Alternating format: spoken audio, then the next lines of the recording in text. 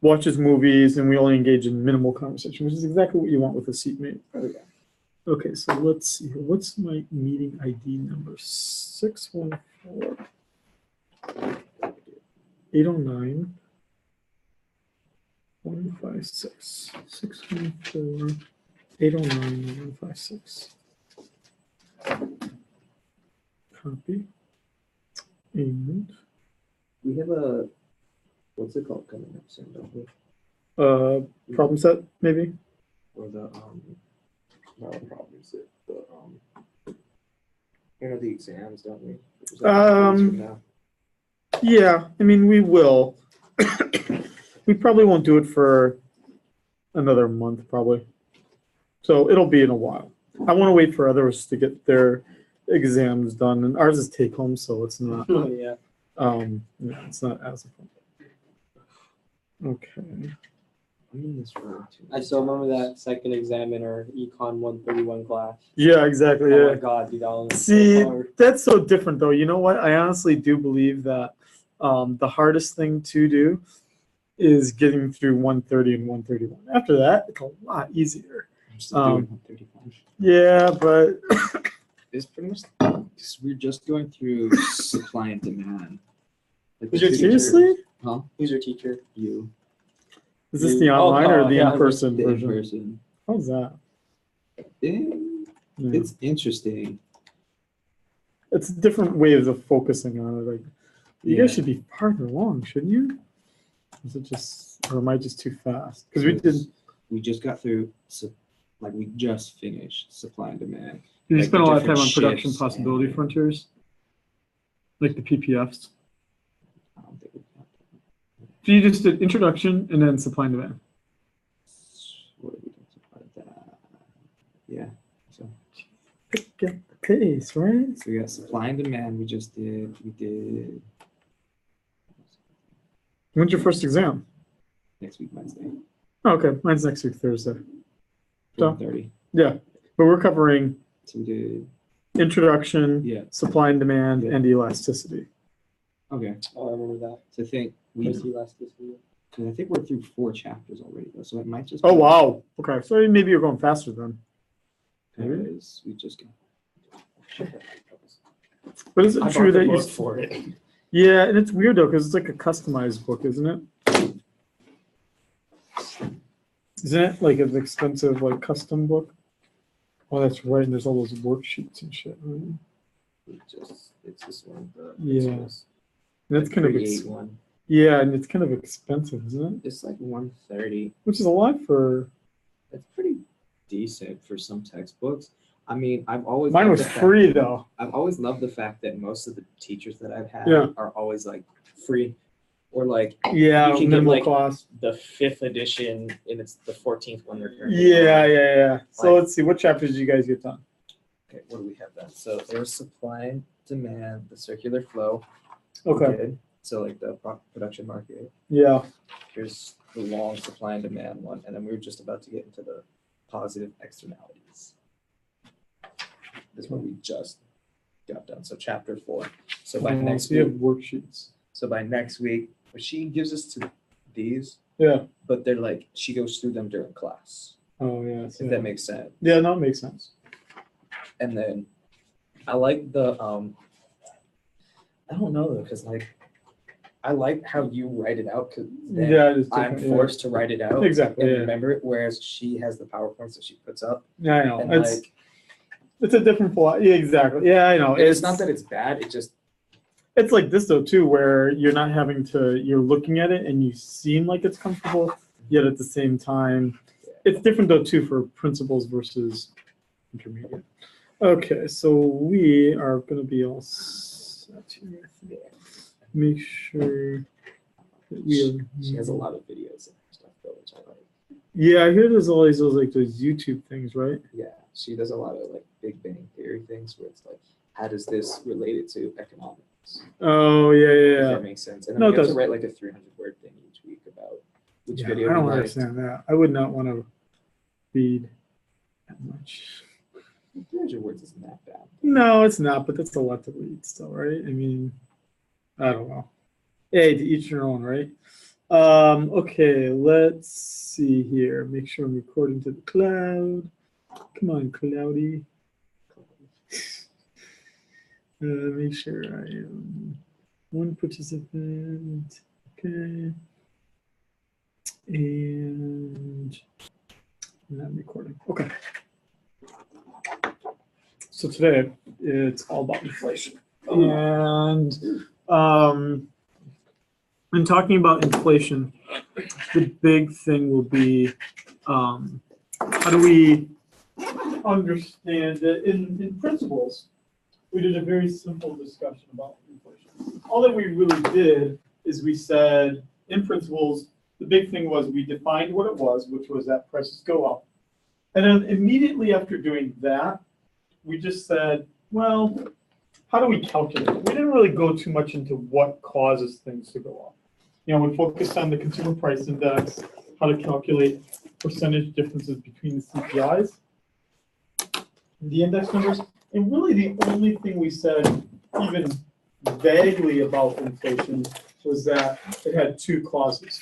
The one cause being that it would be caused by lots of us all buying things and causing prices to go up because we're all buying things. Or, that was the demand side of it. Or we said it was a supply side issue, which would be all of us are working. And as we're all working, that means we can demand higher wages. And the firms have to pass on those higher costs to consumers who buy their products. Both of those would be ways that we would see that this keyboard costs more. It would either cost more because, well, it's not either. It could go up for two reasons. It could either go up for one reason or it could go up for both reasons. Either everyone wants this keyboard and is driving up the price because otherwise there'd be a shortage if the price wasn't going up, or the people who make keyboards are valuable employees who can demand higher wages, and the keyboard maker, Logitech, has to pass on their higher employee compensation costs to us, the consumers of the keyboard. And then we, the consumers, say, oh man, this keyboard's really expensive now. I need to earn more at my job to pay for this more, right? And it all kind of reinforces itself. It's just like the iPhone. Right. So, right, exactly. But where that left us is, that's where we basically started and stopped the story in principles. It's a lot more complicated, and that's kind of our focus for today. So again, going along with themes of what we did last week and the week before that would be principles gave us the introduction to it, hence the name of the course, and now we're going to complicate it a little bit more and delve a little bit deeper into what's going on here. So we are looking at again, going back to the classical model. So again, it's making huge assumptions. The assumptions being that all prices are flexible, all market participants have all the information, and so all the markets reach equilibrium. That would mean that we're not really talking about markets where there are price controls of any kind. We're also talking about the long run here. And what we need to try to understand in the context of this classical market then would be, why is inflation occurring? But much deeper than just that demand side story and that supply side story. And then, why should we care? I mean, there'd be one reason why we shouldn't care. One reason why we wouldn't care would be if prices go up 1% and my wages go up 1%, who cares? I mean, right? I mean, then I'd be equally well off. But what if I'm Shining, as a union employee, have a bargaining contract that explicitly says that my wage goes up by inflation? Whereas your job, right, let's say you're working under the table, right, don't have a lot of negotiating power with your, your sweatshop employer, right? You don't have the same ability to demand from your employer wages going up with inflation, right? So it causes differences, right? Where I, big rich Shining here, can keep up with inflation and you cannot. Right? We can imagine that the consequences are going to be different depending on what kinds of goods and services people buy. There are going to be differences based on how aware we are even that inflation exists and what the consequences of it are. Okay, so we talked about this very briefly in principles, but there'd be two general ways of trying to measure inflation. So this first way would be the broadest way of measuring inflation, which would be the GDP deflator. If you remember what that looks like, it looks like the nominal GDP over the real GDP divided by 100. Let's see. Markers got some. Nope. A little bit. Yeah, but I think they could be right.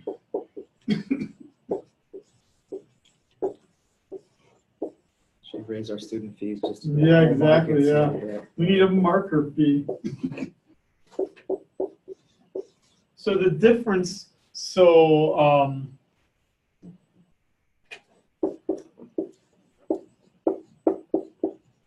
the deflator is an index number, and it simply represents the ratio of nominal to real GDP. Where nominal GDP is simply current year prices times current year quantities. Whereas in real GDP, it's current year prices times a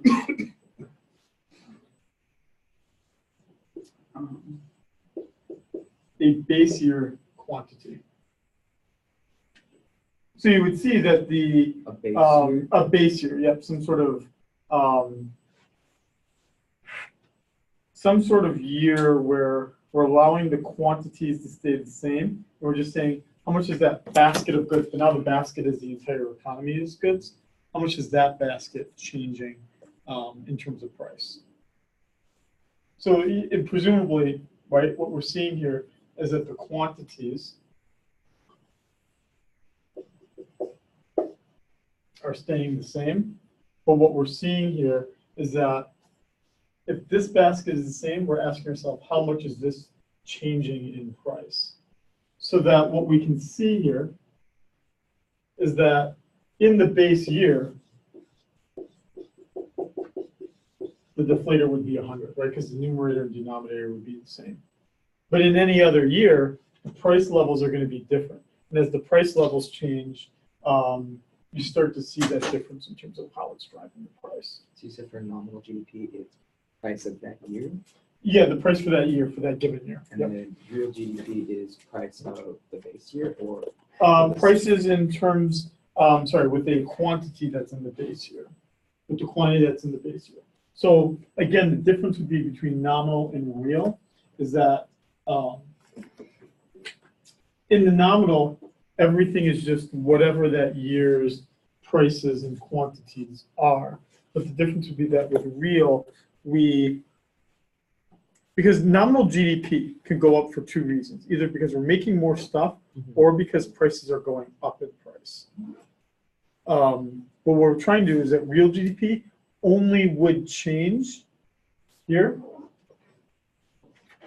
What would start to happen here is that the only way that real GDP would go up is then because the quantity is actually changing. I'm changing the perspective on which I'm measuring the quantity. So go back to, just to highlight this here. So we're just starting to talk about inflation, the general causes of inflation.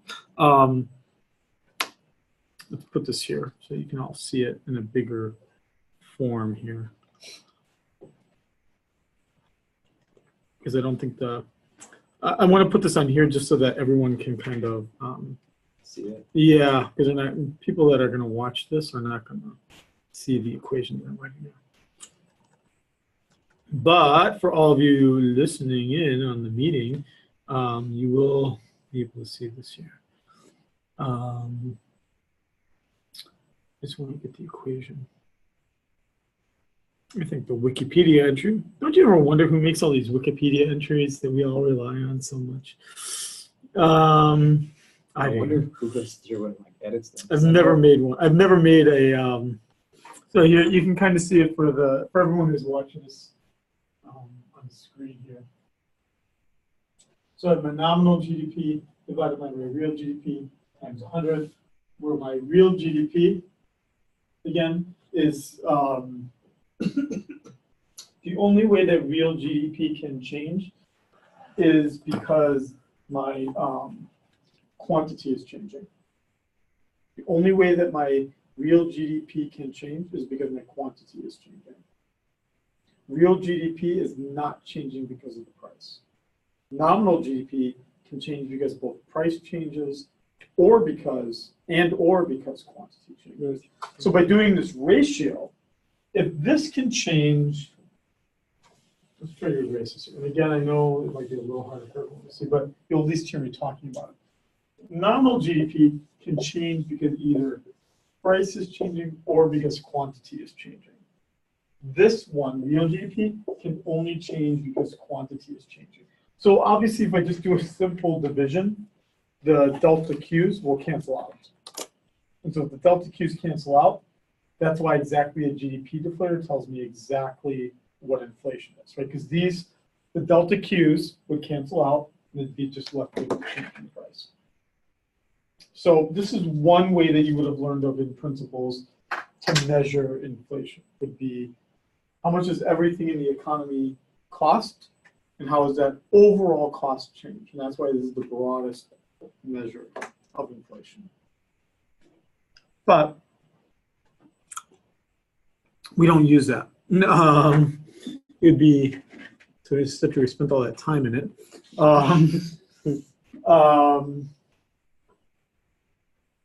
You can see here the 1970s time period that we talked about with the rampant and high inflation.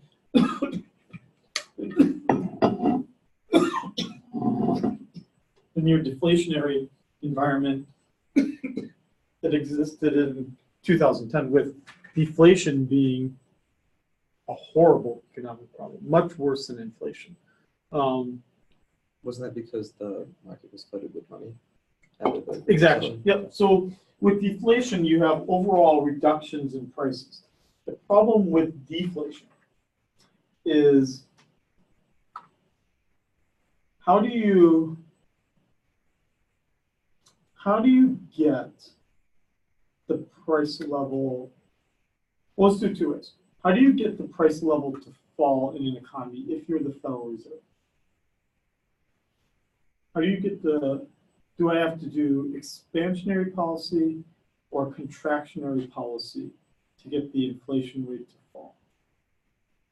Would I want to increase the money supply or decrease the money supply to get inflation to fall? No, decrease. Decrease. So that would mean less Contractionary. Yeah, hey, is that you, Levi? Yeah. Yeah. Okay, so good. This is good. We got a market participant. So either that or this owl is really smart. So yeah, so exactly. We have what? Wait, what was that, Levi? What? Hoot hoot. Yeah, hoot. Oh man, you should start a comedy troupe. So you'd want a contractionary policy if you had rampantly high inflation. And that's exactly what happened here in the 70s, which we talked about before, which would be you ramp up the interest rate because, right, that would be a kind of contractionary policy because then none of us spend money because it's really expensive to get loans. Businesses scale back because it's really expensive for them to borrow money. What is the limit to the interest rate on the upper end? Infinity, right? I mean, you can raise the interest rate to 1,000,000%, right? I mean, there's no laws against raising the interest rate super high. So there's almost no limit to contractionary policy. But what's the limit to expansionary policy? So 0. What was that? Oh, 0%. Exactly. Nope, exactly. So this is what economists call pushing on a string. So exactly, the limit is 0%. We reached that limit in 2010 pretty quickly. And that's exactly the problem with deflation, is that you then start to say, man, prices are falling. We got to start to, right, we got to get people to start spending money. So let's start reducing the interest rate. But you reach that floor of 0%, and then there's nothing you can do, right? I mean, you reach a point where then you say, we got to do other untested things, other undeveloped things. That's why deflation is, and deflation becomes it reinforces itself because what would you do as a consumer if you were in a downward pricing environment, what would you do? Would you buy stuff now or delay purchases? So, If prices are falling, would you delay purchases Delay. or exactly delay? That's not what you want to have happening in what is probably a very bad recession. People delaying purchases because they expect prices to fall. And then also, what would you do as an employee? Right, because if you have deflation, what's happening to your wage in real terms? Is it going up or down? The purchasing power of your wage in a deflationary environment. Exactly. So now your employer is unintentionally paying you more. What are their options? They could either find some way to reduce your pay, but that's going to make you really grumpy, or they can try to get more work out of you. It's also going to probably make you pretty grumpy. I was at the University of Wisconsin at the time. They made us all take a forced, 4 days off without pay. So, because to get a 7% reduction in our compensation. And you couldn't pick a day you taught. So it was like it would be the equivalent of like my yesterday where I had no teaching duties. Yeah, I still got paid, but that would be, right, the equivalent would be I didn't get paid. Right, I didn't get paid, exactly. So I'd still have to work. I couldn't email, and you couldn't even sign into the system. You had to select your 4 days. That sucked. But yeah, so the problem would be with deflation, even though the prices can keep falling, we do have that limit on the interest rate at 0. And then the other limit would be is that there's really a downward rigidity for wages. Employers just don't usually have the ability to lower wages, except this cool article I read this week, which highlights just how great it is to take intermediate classes than principles. So the cool article I read this week was from the Wall Street Journal. And it wasn't talking about drug overdoses and the meth of choice. Oh, look at that cool person, huh? Smoking some, vaping something. kill themselves though. Exactly, but it doesn't feel like it, does it? Where is it?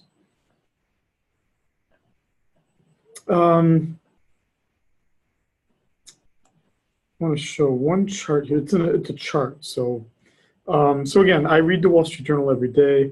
That should say something about maybe how uninteresting my life is, but it should also say something about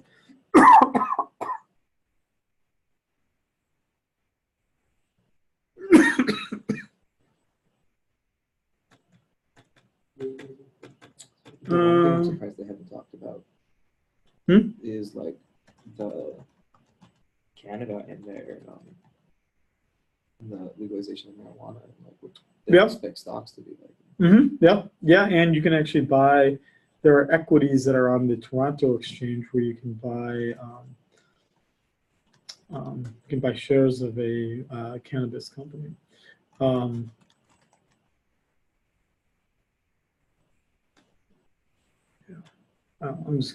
just clicking on the first thing I'm seeing. This isn't the one I read, but it was in the Wall Street Journal as well. This is obviously critical. I don't really care about the politics of this. They didn't give me a chart. Oh, here we go. Maybe? I just want to see the chart that I saw before.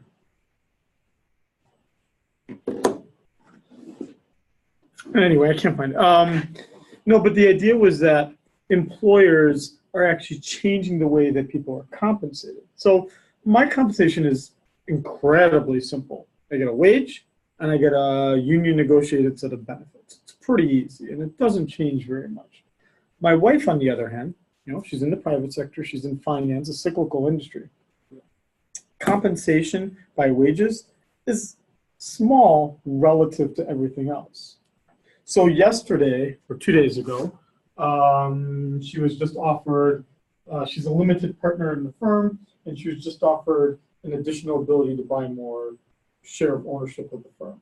But that's actually good. So even though she's paying something, she actually owns more of a firm that's generating lots of revenue. So that's considered compensation. She gets a bonus. She gets lots of other things that fluctuate based on how much she's doing.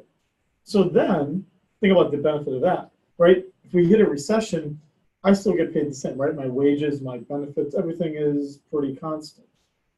But my wife would see a dramatic decrease, right? Because bonuses, performance bonuses, limited partnership shares, all those things increase and decrease with things. And you don't have grumpy employees because they can't say, dude, you promised me this, and now you're paying me this. So the idea that's in, it's not in this article, but it was in a different article, would be that wages might not be changing. So this was something that the Democrats were using to say Trump's a bad guy, which was wages aren't going up. And if you look at the data, it does in fact bear that out. But to give the Republicans credit, companies over the past, especially over the past decade, have been altering the way they compensate employees so that they're not just giving them a wage that they're kind of like shackled to that they always have to pay. Wouldn't it be easier just to say, I'm going to pay you $5 an hour, but I'm going to give you this big fat bonus for every student that does intramural sports. And when the things are going well, that big bonus is going to be really nice. When students drop out of school during a different time, economic era, then your bonus goes way down. But you can't be grumpy at West Oahu because you'd be like, kind of the battle, right? It's kind of the thing I signed up for when I took this job. Or I guess at the factory, Mr. Owl, right? I mean, if tips are the big driver of your job, then everything else should be, the base wage is not as big. And hopefully the owl's still there. Okay, so then you start to see, right, if I then trying to say, how is this changing over time in terms of, just going back to the previous slide here. So this is saying the percentage change in the GDP deflator.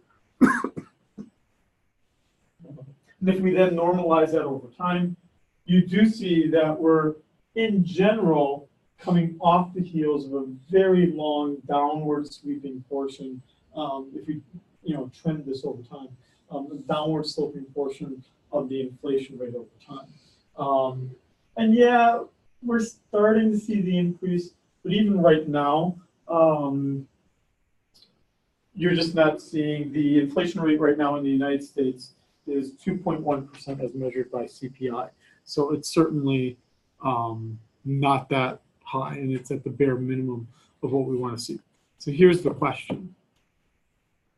Why is there inflation? Going back to principles again, it's something deeper than just saying people are buying more stuff or wages are being driven up. Rather, what we want to do is we want to explain inflation through the quantity theory of money, which is a classical notion that comes about in the late 1800s. Because even back then there was inflation, so we have to try to figure out some way to understand what inflation was. But to do this, so what the theory does, which I've kind of alluded to already, would be that the inflation rate is linked to what the money supply growth rate is. And what we would generally be saying is that the faster the money supply grows, the higher inflation will be. Because there would be more money and each individual dollar would be less valuable because there's more of it. That's the whole point of inflation. But to be able to explain that relationship between inflation and the money supply, we need an additional concept called velocity, which if you had me for principles, I very limitedly explained, but it's going to be one of our focuses here. Basically, what velocity is how fast money circulates. We know that single dollar bills circulate much more so than $2 bills. Let's just take an extreme example, right? $2 bills would probably have the least velocity because I mean, I've seen $2 bills, but I don't see that many. I did read an interesting article though that said that there's two things. First, the last time the Bureau of Engraving and Printing printed sheets of $2 bills was in 2015. They don't make a lot of them, and that their biggest use apparently is among people who give tips because $1 seems too little. $2 though, apparently, like when a person's earning lots of tips, earning the $2 bill is kind of cool, and it allows the person giving it to get away with less of a tip because it seems cooler to give out $2 bills. I disagree. Really? Exactly, Kristen. I would also disagree because I just want the money. Hey, have you gotten any $2 bills or no? I have, but then like one time someone gave me just like 5 $2 bills instead of giving me a $15 tip, and I was like, okay. Yeah. I'd rather get the $15. Yeah. When my son turned to, my father gave him a $2 bill. I was like, God damn it! Now I can't spend it because he's probably gonna want to keep the $2 bill. And yeah. Okay. Well, no, I'm gonna give it to you as a tip when I go to the factory. So velocity simply in this case would be if I have $100 billion in money supply and 500 billion in transactions. The only way I'd be able to have this amount of transactions supported by that level of money supply would be if the average bill in that $100 billion moved 5 times on average, right? So some would move more, some less. So you're getting some idea here that the transactions, which stands for my GDP, has to in some sense be linked to my money supply then. And the way that it's linked then is through velocity. Sorry, we should look at this. You're good. So it's just a simple division. Yeah, exactly. So velocity here then is my total amount of my transactions divided by the money supply. Or understood another way, you could have M times V equaling P times Q. Because P times Q is the same as my transactions, the value of my transactions. So MV could equal PQ. M standing for money supply, V standing for velocity, M times V equaling P, which is price level, times Q, which is my real GDP. MV equals PQ. And if the Q is fixed, which we sometimes presume to be the case, Q would be fixed because with the production possibilities frontier, an economy is capable of only making so much in terms of real GDP. Okay, so if my Q is fixed, then on the left-hand side of the equation, the M times V, what if the velocity was also fixed? The velocity could be fixed because it's like a psychological thing. So think about this. So here's an example. So when ATMs came out in like the 1970s and started becoming more popular, where I grew up, ATM machines were called time machines. T-Y-M-E, take your money everywhere. Pretty cool, huh? Some people would say like, where's the time machine at? And then when I moved to Pennsylvania, they were called Shazam. Like, where's the Shazams? I guess I'm not pretty cool like that in Hawaii. So yeah. So you know how you mentioned the dollar and then the $2 example? Mm-hmm. So would you say a dollar has, what would you say, like high velocity, or would you say like higher velocity than the $2 bill? Okay. Now I know those of you who are watching this probably can't see what I'm writing, but all I wrote out here was M times V equals P times Q. That's what I'm writing on the board here. If we're saying that Q is fixed because of the capacity of the economy, if we say that Q is fixed because of the capacity of the economy, the next thing that we then have to say is that velocity is fixed for like psychological reasons, habitual reasons. But there's lots of reasons why the average bill changes hands. The average number of times a bill changes hands hasn't changed much over the past at least 30 years since ATMs came out and became more popular. ATMs changed it all because now it turned out I had more access to my cash, right, and I could get it faster. I mean, I still remember my father getting his paycheck on Fridays, going to the bank on Fridays to cash a check, and then he'd have to carry all the cash he needed for that whole week, right, right until the next week when that would happen again. That changes if my father would have access to cash all the time, right? Because then you could go to the ATM, you could have more little transactions rather than exactly that would have to last you the week. But then look at what that does then. The two things that can change here is then M and P, thus creating our almost one-to-one relationship between changing the M and changing the P. P standing for price. Price, exactly. Q standing for real GDP. Right, so that then becomes kind of the focus then of macroeconomists in this era, is that we try to see, is this really true that velocity is truly fixed? And is it really true that quantity is fixed because of the capacity of the economy? Because as long as you can do this, that V is fixed and Q is fixed, then you just have a simple identity between M and P, which is exactly what we were trying to do in the classical model. And this is just what this is just a different way of rewriting it out. That what you could do, so my real GDP here, which I'm using as Q, is this Y, so it's slightly different, but the same thing. So this is Q, if you're using what I wrote on the board here. P times Q would then be my nominal GDP, right? That's this thing right here. So that's my right-hand side of the equation. And so you can say that the nominal GDP divided by the money supply is equal to my velocity.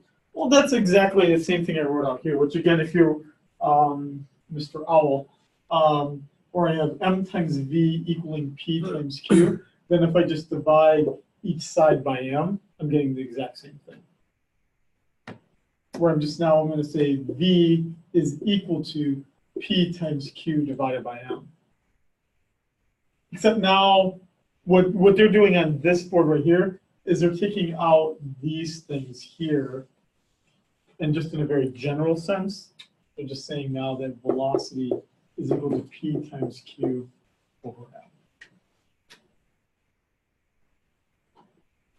So far, is everyone with me so far? What we're trying to do? I mean, here again, what we're trying to do to review and revise, make sure we're all on the same page. The reason why we're doing this is because we know what inflation is. Prices going up. We want to understand in a formulaic way now what is contributing to prices going up. We think in the classical model that the prices are going up because of the changes in the money supply. So if we think that prices go up because of changing the money supply, then we need the quantity theory of money. And that quantity theory of money is this equation that I wrote here on the board, which is M times V equaling P times Q. But to understand this well, I need to understand that V term, velocity. And the best way to then try to understand velocity would be, although later researchers would try to talk again about habits and the psychological reasons why velocity might be fixed, you could also just say, well, how is velocity determined in a formulaic way? And that's what we're seeing on the screen here and on the board over here, is that velocity is equal to my nominal GDP divided by my money supply. I mean, that's just true, right? That's like my 500 billion divided by 100 billion is 5. Everyone good so far? Yes, yes. Hoot hoot, Mr. Owl. That's what we see here. That's my client theory. That's my client equation. This should be an equation that's like a no shit, right? I mean, of course, right? I mean, of course they equal each other because it is an identity. It's just the nature of the equation that the two would be true to each other. But this is, so for you, Mr. Owl, this is what I basically wrote on the board as M times V equaling. I wrote P times Q. I'm using Q instead of Y to denote my real GDP. Also, Y and Q is kind of the same thing. Y and Q is the same thing. Yeah, it just depends on when you were trained as an economist. Y was a more popular way to understand real GDP if you were trained as an economist in the 70s. I was trained in the early 2000s. So I guess we were all Qs. Yes. Oh, reminds me of this guy that was in my graduate school class, Q Sang Lee, at KYU, which was always great when we were talking about Q, because then we could say Q, which one? And then because we were grad students, so that's as bad as you ever got. Okay. So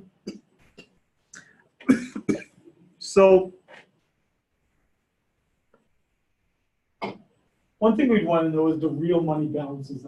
What's the purchasing power of the money supply, which is simply my nominal amount of money that actually had been printed to 500 billion or $100 billion divided by the price level. What's the purchasing power of that money supply? Now, what we need to know as a part of this then is we need to then understand, why do people hold money? That's going to be part of this velocity equation. Why do people hold money? Well, it turns out that my demand for real money balances, that's what this is saying. What's my demand for real money balances? What is it that makes me carry the cash that I do? So honestly, right now, I think I have $1.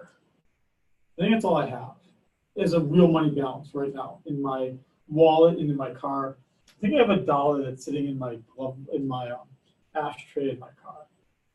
That's all I've got. In Cash coins machine. or Huh? in coins? No, it's a single dollar bill actually, and it says like thank you on it because I ordered something, but I had to bid $1 more than I should have, and then the person that sold it to me gave me $1 as a way to make it all fit. Cash, how much money you got in your wallet? I have 0 because I use a card. Exactly, right? I mean, Yeah. exactly, yeah. What do you guys? How much money you got in your wallet? 10. Yeah, Same. yeah, that's probably good. I wish I had that. What about you, Mr. Owls? What about you, Owls? Right, We're good. Yeah, but how much cash you got in your wallet? Probably 0. Yeah. I got like $4. I use capital spending. Yeah, exactly. Yeah, yeah. So collectively, as a group, we all have no money, right? If I needed money, I'd probably go to my father-in-law, who, I don't know, I'm going to take a conservative guess. He's probably got like $10,000 sitting around the house, right? Because that's what old people do, right? I mean, we all know, right? Old people like put their money in like belts and like in books, and like they're stashing it everywhere, right? So doesn't it say something about the K, the little K, right? I mean, that's really what that's saying. Is the little K here is exogenous, and it's really a generational thing. It's a cultural thing, right? Like in my father-in-law's case, he's Vietnamese, doesn't trust the banking system. He's like old as dirt, and right, that's why he carries lots of cash, because he doesn't trust banks and he doesn't have a credit card. All of us, it's not like I have only $1 to buy everything I need. I just use a credit card, right? And then at the end of the month, I pay it off. It's easier, it's faster. I actually think I spend less money because I just spend cash like a drunk poet, right? Instead of spending it wisely. So the money demand function, my demand for holding dollars, is exogenous. It is, in fact, something determined by psychology, by habits, by culture, by your trust in the banking system. the availability of something like a credit card. All that's there. Now, it can change over time. As little as we all say that we're holding, collectively. Wait, 1 second. Yep. So you're saying that velocity typically stays fixed because of all those reasons you just listed earlier? Well, what I'm saying is that in some sense it would be fixed because the little k is fixed. And the little k might not be fixed forever. So little k standing for how much money people wish to hold with each dollar of income. So let's just, my income is not 100,000, it's just a nice round number. If my income is $100,000 and I want to hold, my k is 0.1, then I would hold $10,000 in cash on average over the course of the year that I would use for purchases in addition to using a credit card and all the other things. And what I'm saying to you is that that K term is going to give me some indication then of how much money then needs to change hands over time to be able to support the transactions in the overall economy. The higher the velocity is, or the higher the K is, then for any given money supply, the higher the nominal real GDP would have to be to support that same thing. Does that make sense? Yes. So,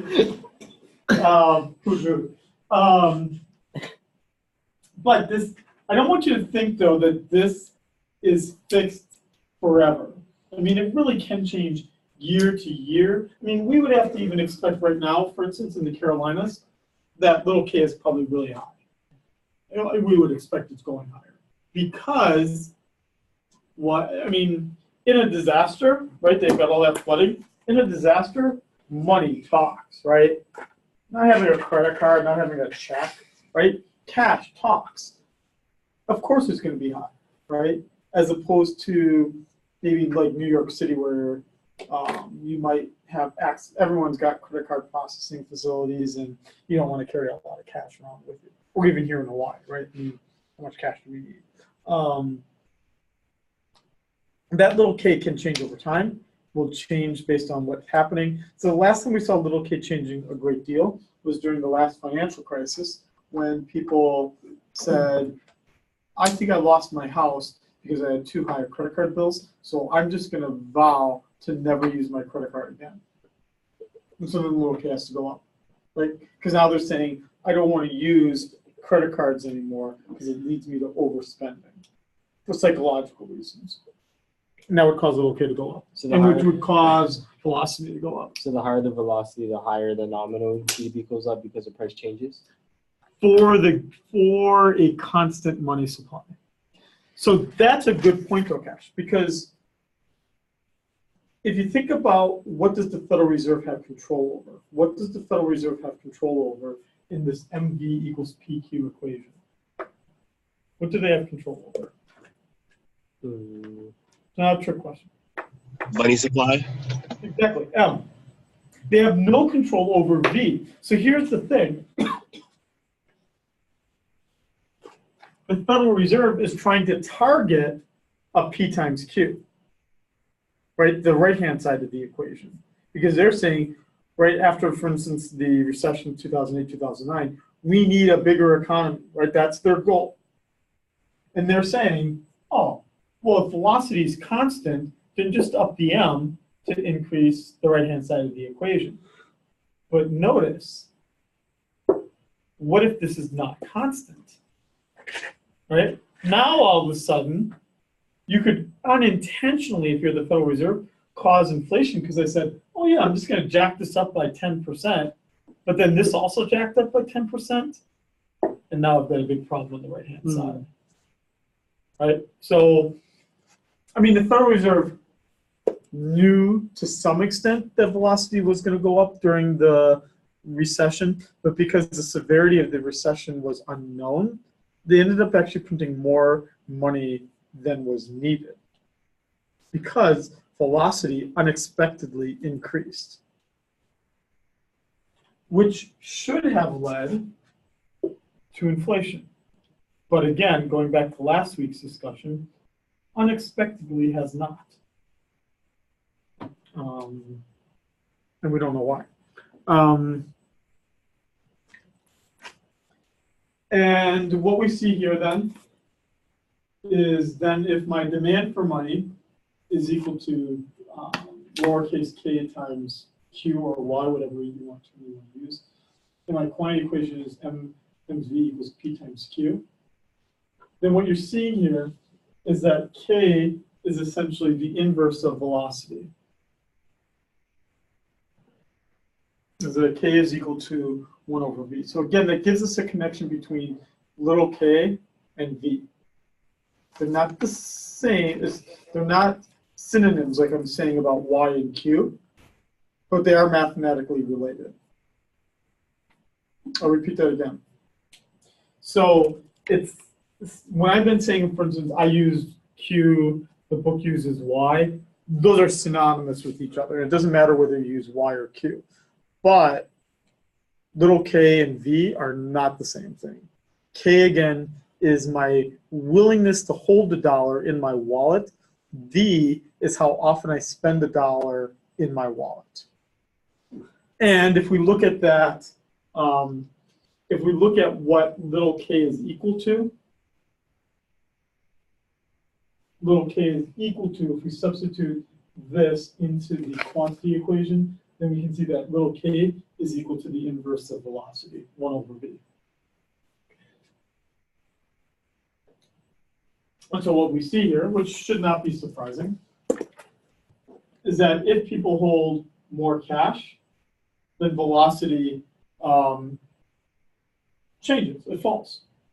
Going back to, again, when ATMs come out, right, what we see is that my father no longer has to hold as much cash as he did before, which means that if k is getting smaller, then velocity is getting larger. There's the inverse. Exactly, it's the inverse. And it can change for unexpected reasons quite quickly. It can change in unexpected ways quite quickly. If we look at ATMs, one of you for a senior project should do it. It would be a cool project. But if you look at like ATM technology, ATMs really only took off in the late 70s, early 80s. And even then, using an ATM was pretty expensive. You had to pay a fee every time you used it. You'd have long lines to use it because there weren't a lot of machines.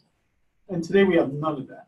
But the ATMs did pretty quickly take off. And they took off in an unexpected way that caused something as simple as an ATM caused dramatic changes in the velocity of money. Or think about the way that probably many of us also do banking, which would be, I mean, yeah, I have a Bank of Hawaii account, but I also have like an Ally Bank account. That's one that's what I call online. Which means that if I can switch money between savings and checking by just hitting a few buttons on my phone, that changes the velocity in a meaningful way. Because again, even holding money as checking or having it instantly available to me is like having a real money balance, a demand for real money balances, as opposed to money sitting in savings, which is not. So a simple definition is K is when people hold the money, but V is when people spend it. How often do they spend it? Okay. Okay. So let's go back then to the classical model here. So yes, we can understand velocity as being the inverse of that velocity being equal to little k. But if we want to start building a model with this, why don't we just assume that it's constant and generally believe that it's constant because of, again, of habits, and there's lots of reasons why we might believe that this assumption is also true. But let's just assume that it's true for right now. Okay, so if it's true, then what we would say here is you look on the board here, is that then my money supply times the fixed velocity is equal to my nominal GDP, P times Q. Okay, so from there,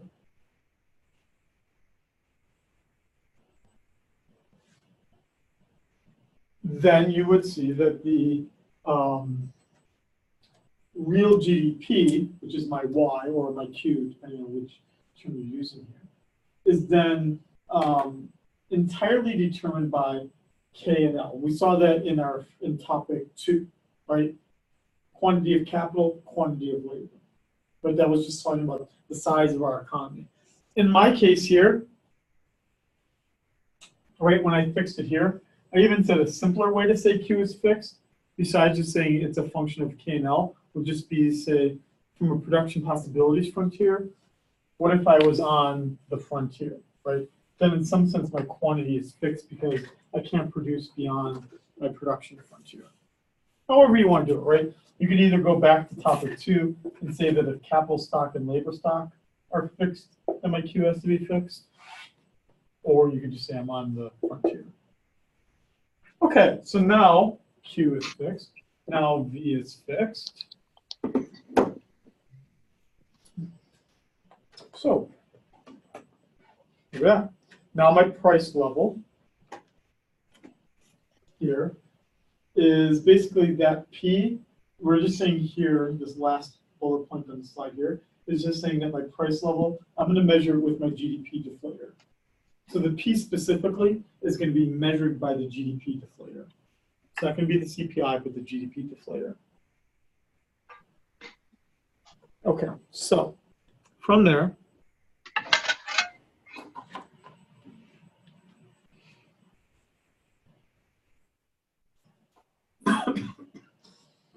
then what we could do is we could try to look at what the growth rates are.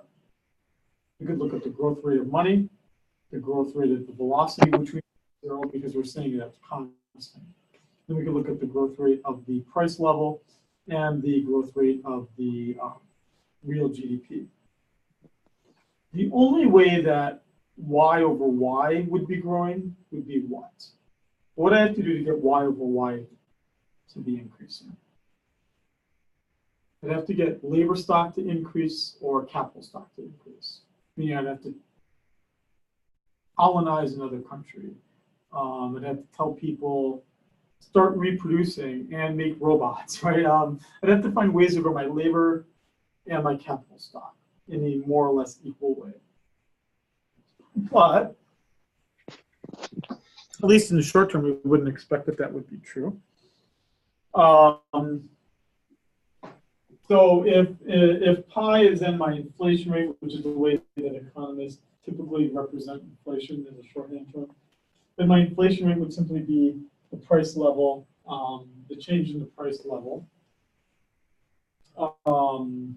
But as you can kind of see here, right, as we take this out here, what you're seeing is that my inflation rate is linked to my money supply. Because if we say that this is constant, which is kind of what we're saying that an economy is over the short run, right? Is that the Y's are not going on. Because my capital stock is fixed and my labor stock is fixed. If you remove that, that the change in the price level is, the owl can't, well, you can cover something. Is that the inflation rate then is entirely the change in the money supply. We leave this in here, we leave the delta Y over Y in there. And by the way, it's cutting it off here. That's why this might not, some of you might be saying, geez, why does it look like this? There's a missing deltas in the numerators. I think PowerPoint just cut it off for some reason, or Adobe Acrobat. There should be deltas on the numerators for all these, because otherwise P over P would just be 1. For some reason, it's coming out in the yellow box. But, so add some deltas to it, and it'll make a little more sense. But what I'm saying, the big thing I'm saying to you here is if you look at the yellow box, what you're seeing is that the inflation rate is equal to the difference between how fast my money supply is growing and how fast my economy as a whole is growing. That's the first thing. So first thing again, that my inflation rate is the difference between growing the money supply and growing the size of the economy. So what would we say was happening in the 1970s? We would have been saying, if there's really high inflation, then I was growing the money supply faster than the economy was getting bigger. Because economies do get bigger because they get more labor stock, they get more capital stock. They get more labor stock, they get more capital stock. All those things are growing. But, right, so then you would always increase the money supply because you want to support a growing economy, but you don't want to grow it so fast that all of a sudden, if you grow it too fast, then you get high inflation. And what I'm saying, the second thing then, so this is the second thing I'm saying. So first thing again, inflation is then a direct result of changing the money supply minus changing the size of the economy. Then the second thing would be, is if it's the short run, then the right hand, the most right term here, delta y over y, would not be changing at all. Because we'd just be saying, how much does the economy grow in a day? Probably very little. Which would then be my inflation rate being entirely related to changing the money supply. So inflation is a direct result of changing the economy minus. No, changing the money supply minus how fast is the economy getting bigger. And economies get bigger as we all replicate as humans do, and as we build more capital goods.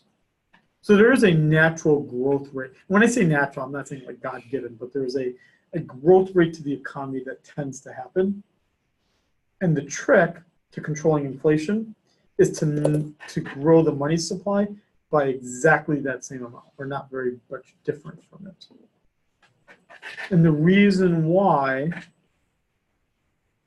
problems happen then in a country like Argentina or something like that would be that there was a lot of debt.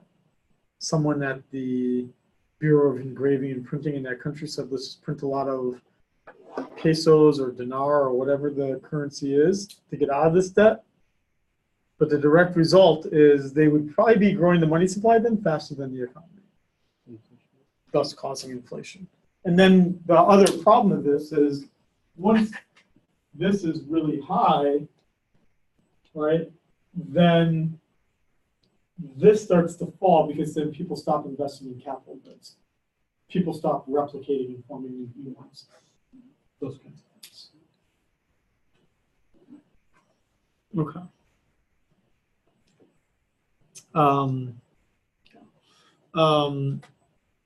don't know why it's cutting off things here. But this is just, this slide here, slide 16, is just repeating everything I just said. It cut off the minus sign and the deltas, but you understand what I'm saying. This is just and the pi symbol. So just take the equation that was at the bottom here, which did come out, and just replicate here on slide 16. Just repeating exactly what I said. Is that inflation then is the cause of inflation is not what I said at the beginning of this class and what I taught, right? 3 of you in principles, is not demand side or supply side. A more intermediate way of understanding inflation is that inflation is caused by growing the money supply too quickly. In other words, inflation is caused by a federal bank, a Federal Reserve Bank, a central bank, getting things wrong. That's the cause of inflation. And the reason why the central bank gets it wrong is either because the economists are stupid or because they are influenced to do things for political expediency rather than what should actually be done. That's the only way inflation happens, by mistake. Yeah, according to the classical theory, that would be the only 2 ways that inflation would occur. Either the economists can't remember this very simple equation, and they there's an innocent way they could get it wrong, which would be they misestimate the normal economic growth that's occurring. the way in which delta y over y is changing. Maybe they think that the economy is growing by 3% every year. That's getting 3% more labor and capital stock to grow the economy, but in fact it only gets 1 for some weird reason. So then the central bank would have grown the money supply, let's say, by 3%, but in fact, right, they would then have 2% inflation because they thought the economy was going to grow by 3. It actually only grew by 1. They increased the money supply by 3, but instead of having them cancel each other out, now they have a net increase of 2, or 2% inflation. So they could get it wrong. That doesn't happen that often. Most of the time, the reason why there is inflation is because, most of the time, is because of political influences on the economy. And the way that you would do that would be that you would attempt to make the economy stronger than it really is by giving everyone lots of money that they then all spend. And then you vote for the person that's in office. You know, re-elect the person in office at that time. Again, that's kind of the Nixon, Arthur Burns explanation of inflation in the 70s.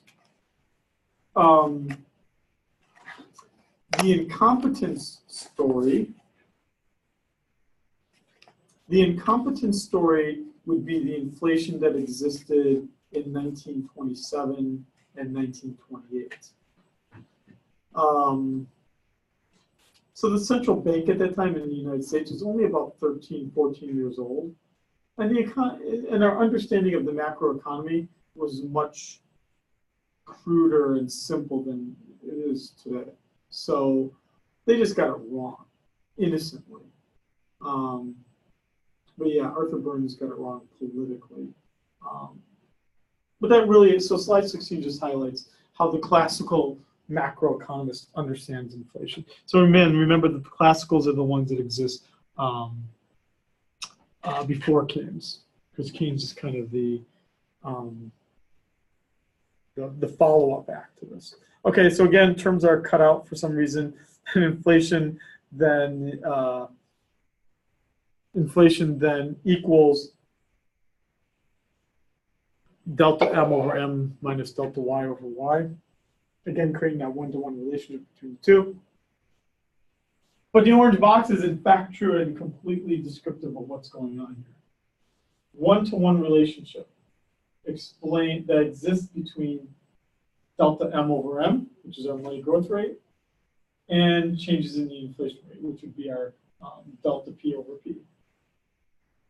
So what that means for us is that we need a good central bank to manage the money supply. And we need to make sure that only one type of money exists as well. So we don't want people using other kinds of currencies. We want to keep things tightly controlled, which would be why countries tend to have only a single currency that becomes a dominant currency. Because if you had multiple, well, then how can you control things? So here are the two questions. Knowing what we now know based on the classical theory, it would theoretically be true, or theory would predict that those countries that grow their money the fastest should have higher inflation, and that the overall inflation rate in the country over time should be similar to the growth rate of money. So the question is, are these two questions what we actually see in the data? That'll be our question that we'll have to try to figure out here. Okay, so I'll give you a second to write that out and think about that. I don't want to go to the slide. I mean, I can go to the slide here, but let's do it. Let's look at what this looks like. Come on, Levi, where am I going to, man? Fred. That's right. It's going to show me Fred Figglehorn. Oh, now it shows me Fred, the Brazilian soccer star.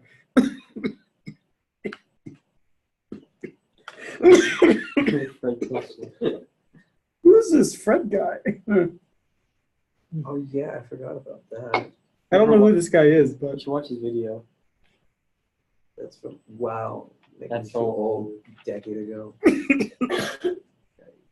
that's his name, though, right? Fred Frigglehorn or something. No, his name is Lucas. Oh yeah, this guy. Quickshank. That's that guy that screams really loudly in YouTube videos. Okay. Well.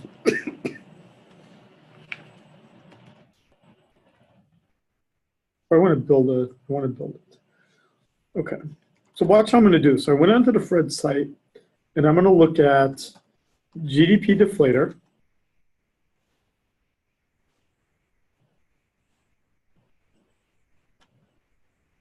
Okay. Oh, don't make me have to.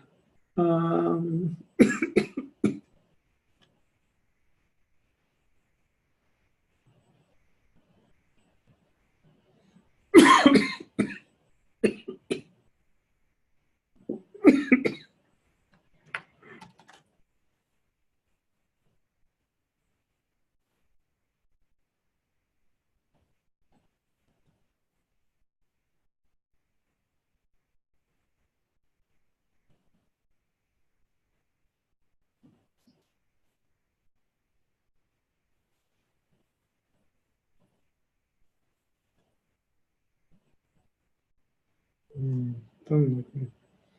I'm not going to take time to create a new account.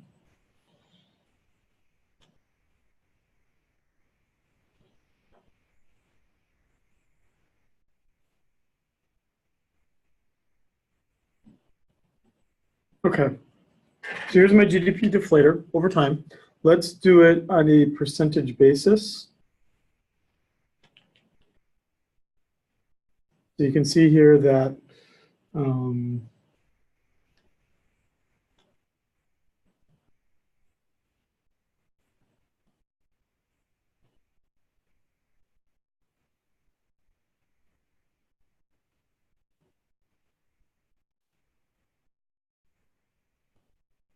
let's look at just percent change in general. Okay. Now I'm going to add a line. And I want to look at the money supply growth rate.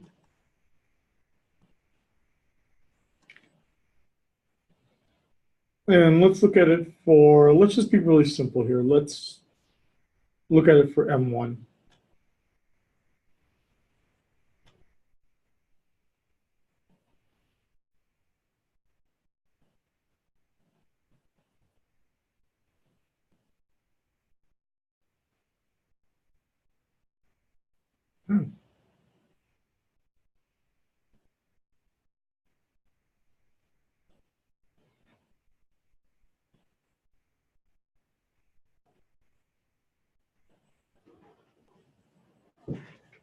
So it's hard to see this because the scale is kind of screwing it up, but you can clearly see even right here with just M1 and the GDP deflator, the two are obviously not, I mean, you can't even, it's imperceptible what the growth rate is of the GDP deflator.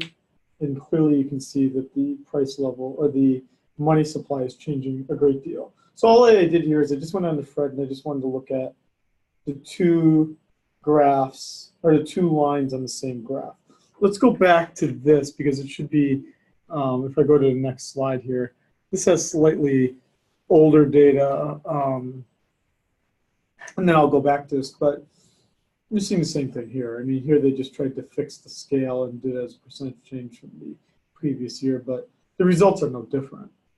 You don't see that connection. If what I just taught you was true, these two would be in pretty close lockstep to each other, and yet they're not. That's the second question I was asked. If MV equals PQ is true, and that M is driving all of the P, these two should be exactly the same, and yet they're not. Going to this slide.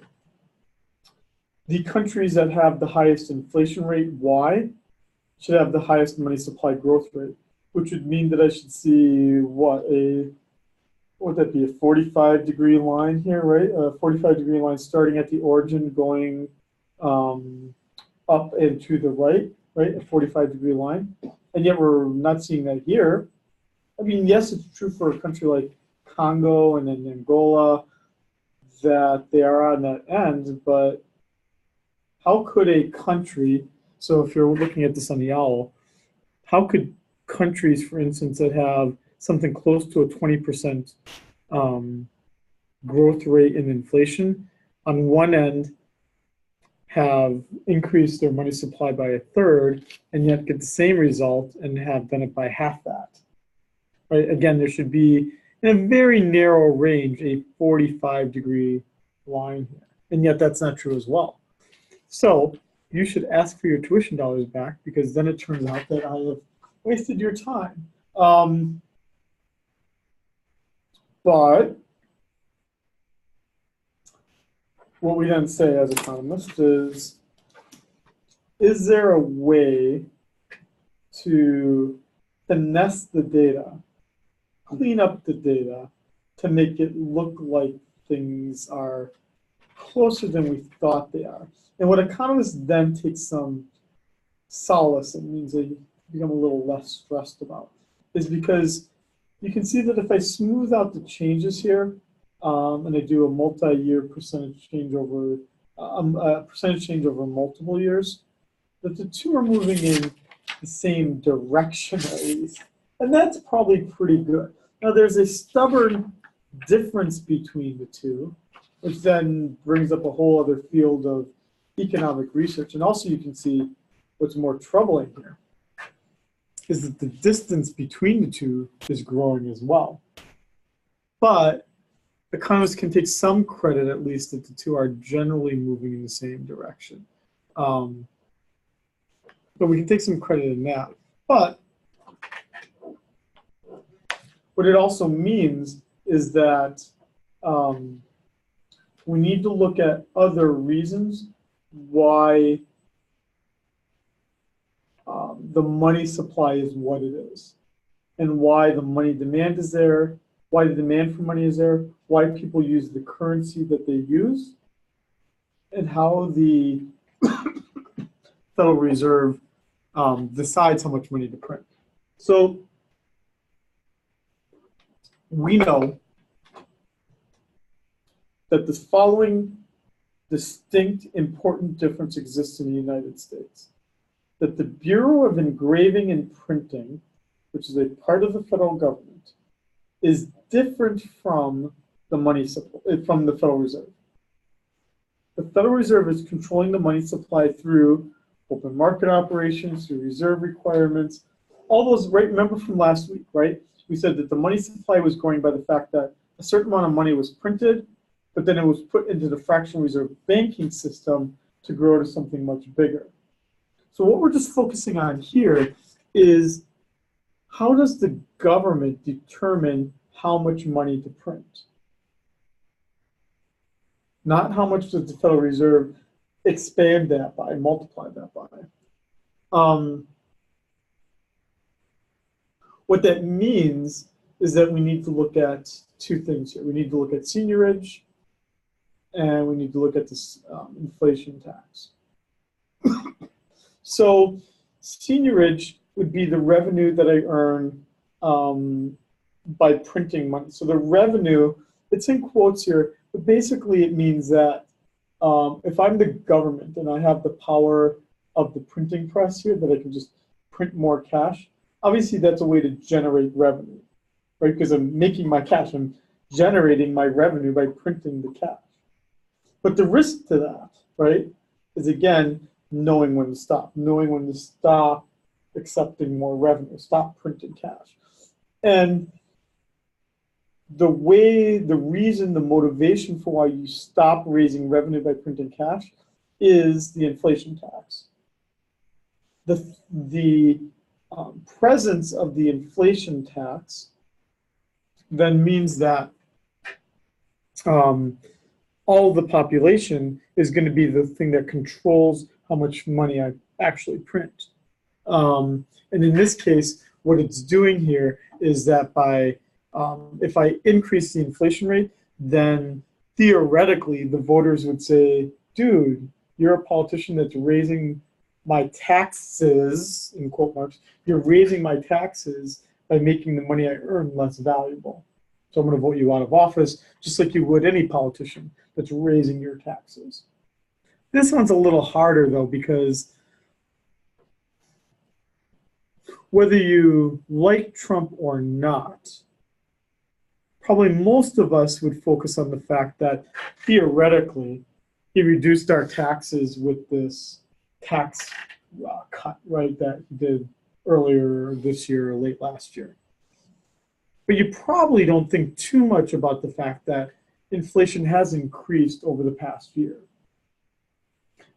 He's not going to talk about the one, right? And he's going to talk all about the fact that he did a tax cut in your income taxes. The inflation tax is more subtle because it just happens in little cuts throughout the year and in such subtle ways. Okay, so the other way that we then see that inflation rate would be through our interest rates. Interest rates then go up as the inflation rate goes up. Makes sense because those who lend us money need to get paid back in the dollars that are relevant for the time period you're paying it back in. So if I borrow money for 30 years, they don't want my 30-year-old $1 bill. They want the equivalent of that purchasing power 30 years from now. I'll repeat that again. So if I take out a mortgage for $1 million to buy a house, right by the end of that contract, I'll be paying them the last dollar that they lent me 30 years ago.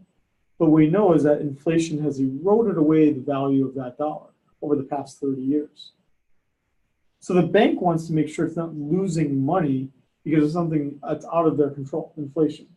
So what they simply do is they take some core interest rate, a core cost to borrowing money, right? How does a bank borrow money, right? A bank borrows money by going out in the market and issuing bonds, right? If it's an investment bank, and if it's a regular bank, it makes money by paying someone else for their deposits. So, right, so in some sense, a bank is lending money to itself. So it knows that there's a core cost, let's say 1%, to lending me money. But my interest rate is never 1%. And the reason why my interest rate is not 1% is because I pay it over time, and you need to tack on the inflation rate. So the bank is not losing purchasing power over time. Hence our difference between nominal interest rates and real interest rates. Real interest rates, that's my core cost of borrowing money. Nominal interest rates, that'd be the rate that I actually see when I borrow the money, which is the nominal interest rate is equal to my real interest rate plus the inflation rate. You can adjust the terms though as well, and you get the real is equal to the nominal interest rate minus inflation. Okay. Why don't we take a break right now for like 10 minutes, and then I'll pick it up with the Fisher effect. And, What is pi again? Inflation. Pi is inflation. Or pie is something yummy you can get from the Cheesecake Factory. Don't tell pie. Well, maybe not so much. Okay, so let's all take a break for 10 minutes and back in 10 minutes.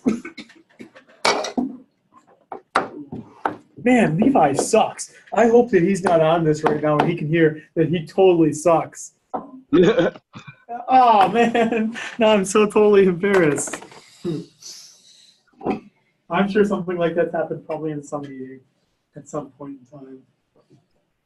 Probably. Sadly. Yeah.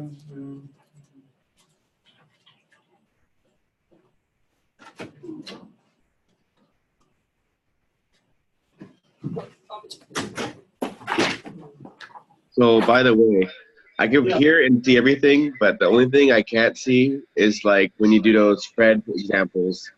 or like pretty much anything on the projector screen. Oh, yeah, because the screen is so small where you can actually see me. Is that correct? Yeah, it's pretty small, and it's like I think like the artificial light kind of just turns white in the camera of the Hoot Hoot. Oh, so you can't see me well? Is that what you're saying? Well, I can't see the projector screen. Oh, yeah, but you can see the screen itself, right, as a separate window? Or no? Actually, no. Oh, that might be an adjustment I can make on my end.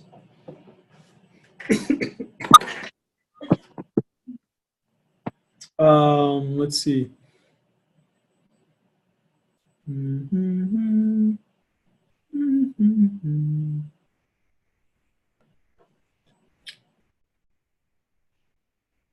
Oh.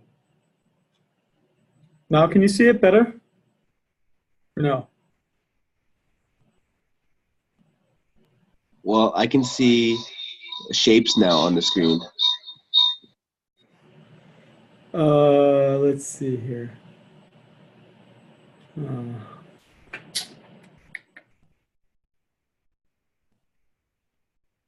Okay, so when you see it like this, what do you see now?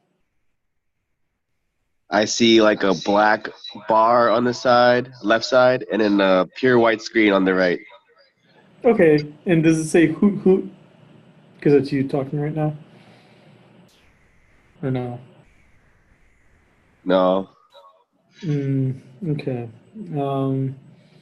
But when it looks like this, oh wait, let me try it this way. Let me actually hit share.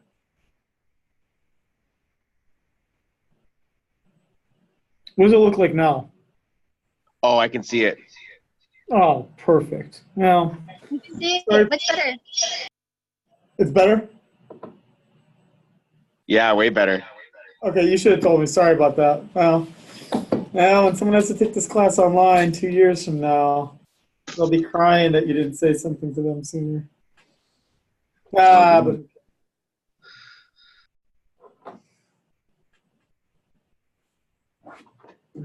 that's a lot of keys that you have on your keychain. Or no? How many keys is it?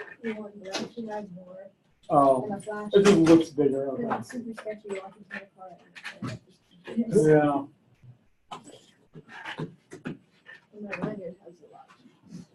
Yeah, I've been trying to minimize, although this is what I got for my keychain now, which makes it look like I have fewer, but all the keys are like hidden behind something.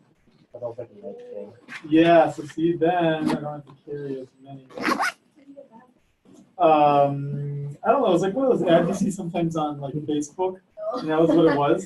But what's cool about it is, first, it has like a little flashlight, and the really cool thing about it for someone like me is that it also has like a tile built into it, you know, like the tile thing that like you lose it and it makes a sound. So, yeah, so on my phone, It'll show you where it is. exactly, and I can say to it, dude, make a sound, and let's see if it works.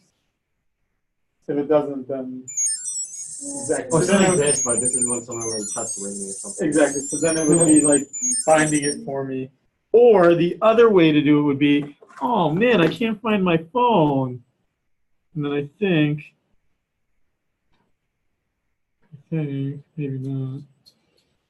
But I thought there was a way that I could make it help me find my phone. Maybe not.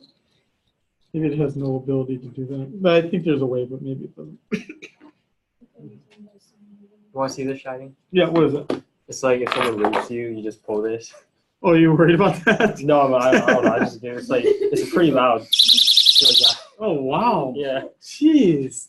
That's a way to do it. I would be so worried about because already I hit the what is it, like the panic button on my car thing? You already hit that and not walking. Yeah.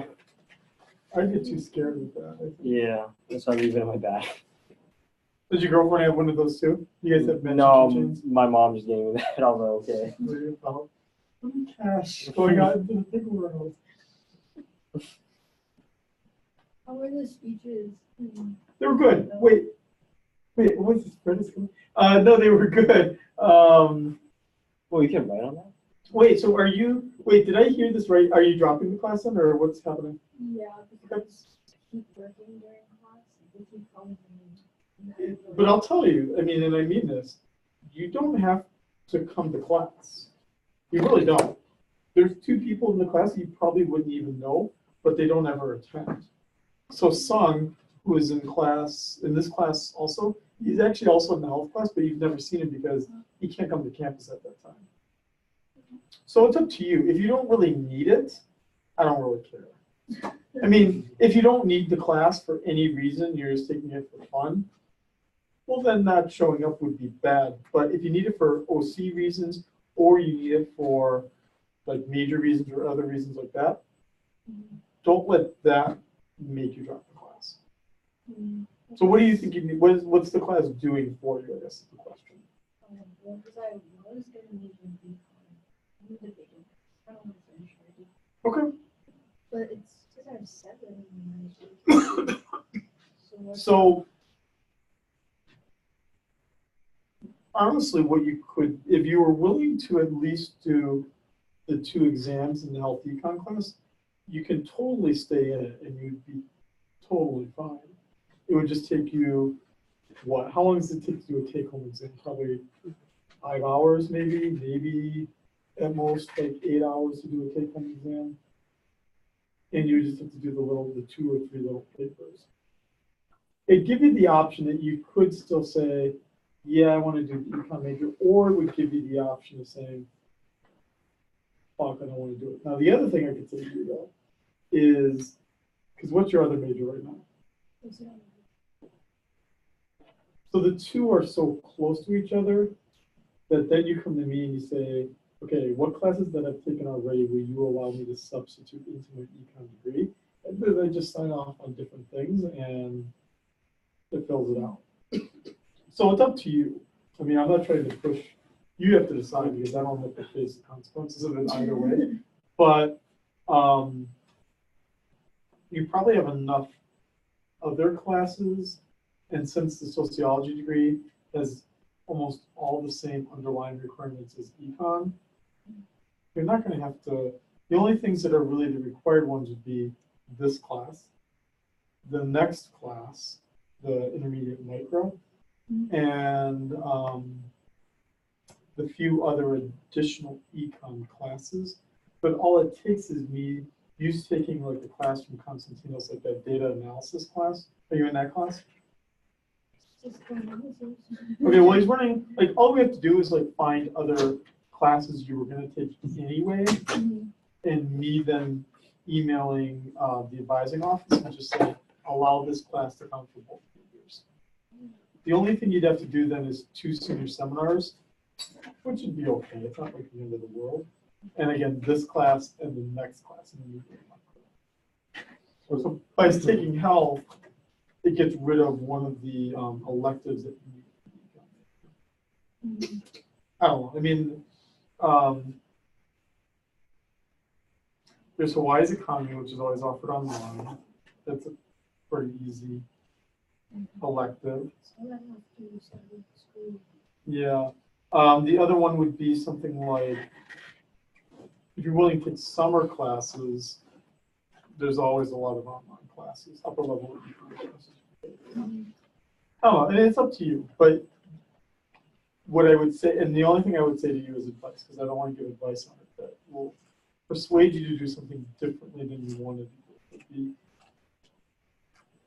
If you're dropping the class only because you know you have to be at work at that time and you can't be there, do not drop the class for only that reason. Because I honestly don't care that much about the speeches. Yeah, they're part of the grade for others, but if you're not there, like Sung is not there, then I'm just going to look at the take-home exams. Yeah, you'd have to look through the slides and like do your own thing, but like not that bad. Something to think about, I guess. Or did you already drop it? Then this whole conversation is pointless. So I would say, I would make sure, because I'm the chair of the econ, I would make sure that it doesn't require more time of you. So I'd either find a way that a class you're already taking counts, or you might have to take a summer class or two. But at least then you'd have 2 majors. Well, you're saying with the finance as well, where you can just replace. Exactly. Yep, exactly. Yeah, because otherwise, if you try to do 2 majors, and especially if it wasn't something like sociology in the same division, it'd take you forever. I mean, to do 2 majors because the requirements are so different. But for sociology, let you do that though. Like me. yeah, exactly. Yeah, yes, because for sustainable food systems, right? I mean, it's not as bad, or is it as bad For what? for sustainable food systems? It's not that bad. I'm able to. I have to double check with my advisor. I might be able to cross the complementary, Mhm. and then the upper divisions should. They should cross it, exactly. And then So, again, a bunch of stuff. all it crosses takes over. is either me or Albie or someone then just emailing, advising, and then it gets all worked out. So they're really flexible on the requirements as long as the professor says it's okay to be flexible. Yeah, it's not. The speeches are important, but they're more important for the people that are taking it for OC reasons. So there's really 2 groups of people in the class. There are those who are taking it for OC reasons, and then there's like some, maybe yourself, where it's not really an OC reason, it's something else. So, okay.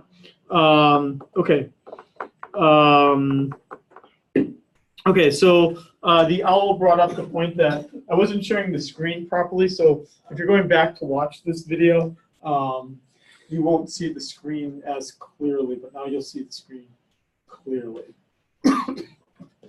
Oh, yeah, so I did really do it differently. Okay. So let's talk about the Fisher effect. So the Fisher effect is named after Irving Fisher. And Irving Fisher tried to link back then the money supply to inflation. And basically what this does is it links 2 different markets. One market being what does in savings and investment in the determination of the interest rate equal, right? So if you go back to topic 2, what we saw is that savings and investment, savings being the supply of money balances, investment being the demand for money balances, that the 2 equal are in equality at the interest rate, right? So the interest rate is determined by how much people are willing to save versus how much people are trying to borrow. That's what bullet point number 2 says here. But what Irving Fisher is pointing out here is that R is in some sense determined by outside forces, by the money market, which would then mean that the only thing that's driving increases in the nominal interest rate is what? What's the only thing then that's driving increases in the nominal interest rate? Inflation, because the real interest rate is fixed. That's what bullet point number 2 is saying. So bullet point number 2 is saying real interest rate is fixed because there's a demand for money and there's a supply of money that's being saved. And so if the real interest rate, little r, is fixed, then the only thing that's driving up increases in I, bullet point number 3, is increases in the inflation rate.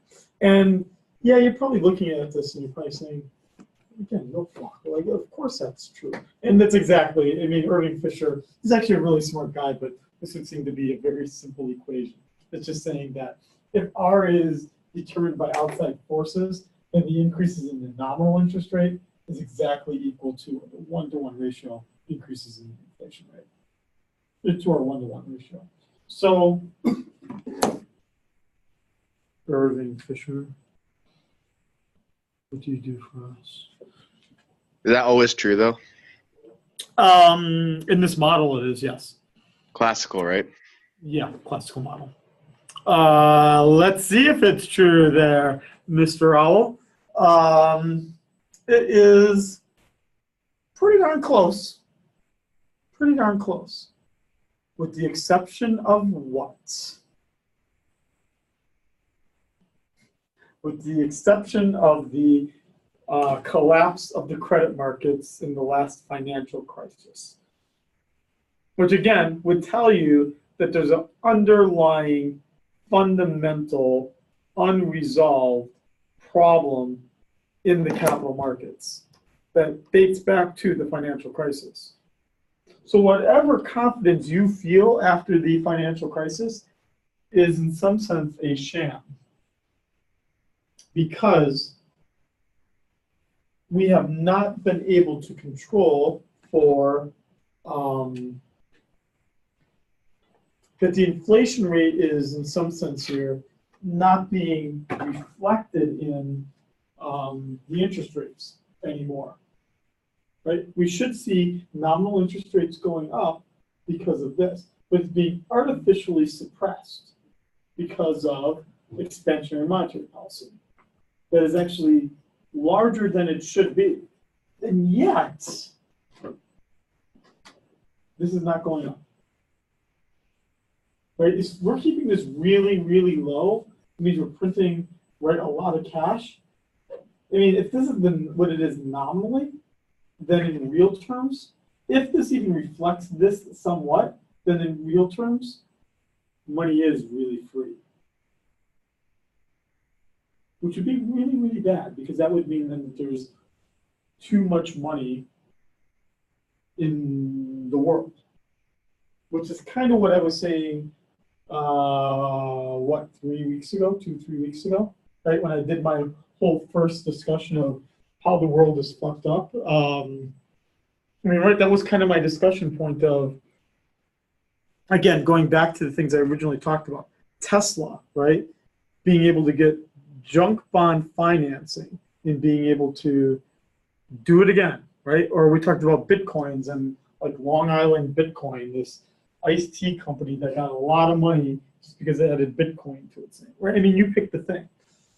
All reflections of too much money being out there, which would seem to be true if we look at this, because stupid ideas are financed by money. And we certainly seem to have enough, I don't want to say stupid ideas, but we certainly have enough things out there where the financing is curious. For example, again, Levi and Kristen have the movie pass. Well, the only way that they're able to go to movies as often as they do, paying as little as they do, is because the company was able to borrow lots of money in the capital markets to finance their dates.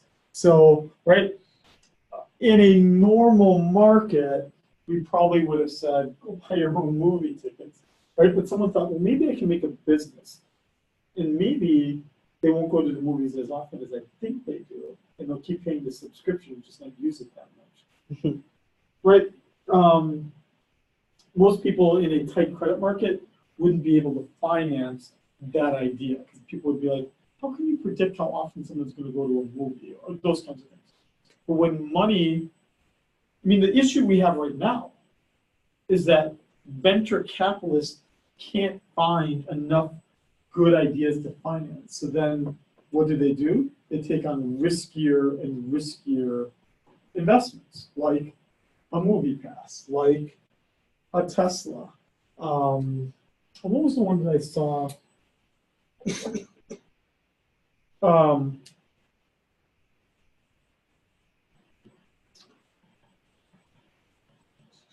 There's one I saw. It was some newly established company that has a higher market capitalization right now than Ford Motor Company. The reason why would be, if you're a venture capitalist, Ford's not going to grow at some spectacular rate, but maybe let's just take Movie Pass as an example, but my Movie Pass idea potentially could, faster than the $200 I make by making a small Ford car. But again, all this reflects this divergence that you see here at the very end. Reflects too much capital existing, too much money existing in the markets. Ah, look at that. Thank you. Thank you, Mr. Owl. So we should see here. Mr. Owl, can you draw for us a 45-degree line here? So we should see a 45-degree line. Yeah, there we go. Yep. So we should see this in. It's not as tight as we want it to be, basically. We want it to be tighter because it should be, according to the Fisher effect, should be a 1-to-1 ratio. And we're obviously not seeing this here. Why? We have countries that care a lot about inflation. A country like the United States, a country like Germany, and some that have political turmoil that causes inflation to be higher, and then also crises in their capital markets that cause interest rates to be higher. So look at something like Turkey, right? Turkey's on the far end of the spectrum because it has both tight capital markets and political instability, which generally political instability can cause both inflation and a capital crisis. So it's a twin effect there. Okay, so I'm gonna skip these just for the sake of. You can look at these if you want to, but it gives you the answers here, and I don't really care to spend my time on this.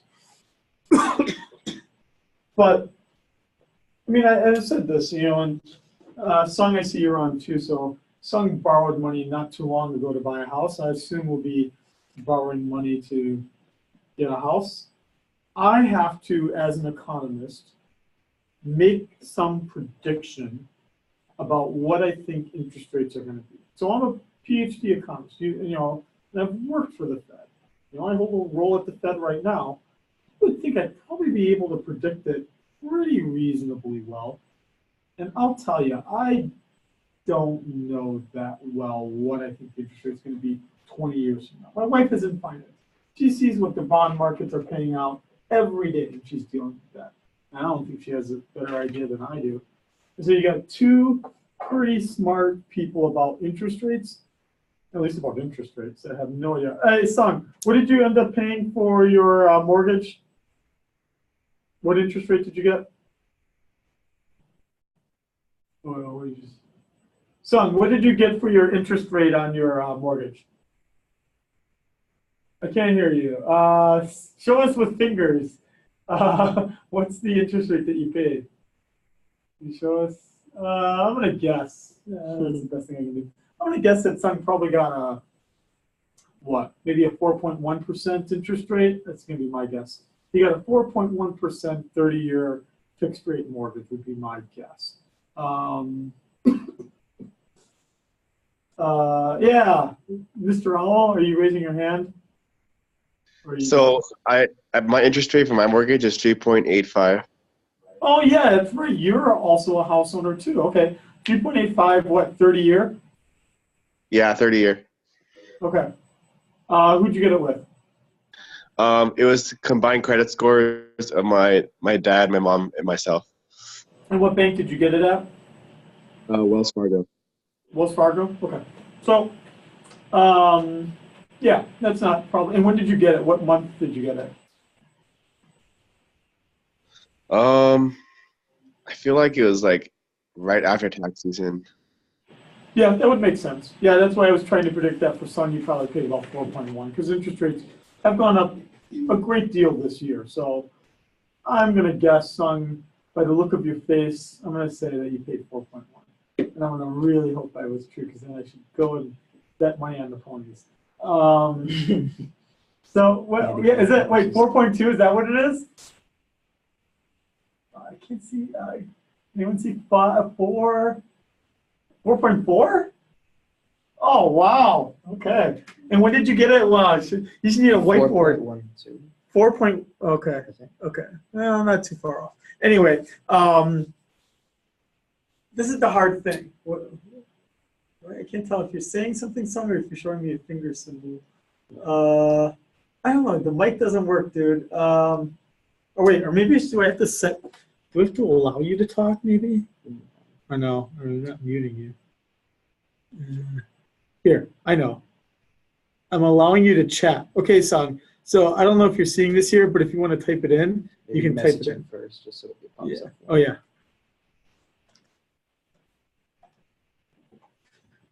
Oh, it's private. So this is just between Sung and I. Cash really smells. I don't know why he comes to class.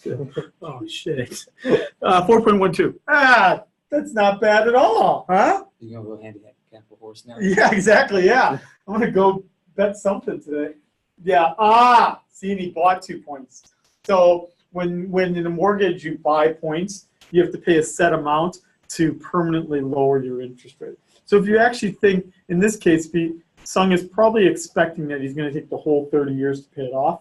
He's probably not going to try to rush it and make double payments or anything like that, because then the whole point of buying points becomes worthless. Because right, you want to draw out the interest payments as long as possible, because he paid a big chunk of money to permanently reduce his interest rates. How much did you pay? How much did you pay for each point?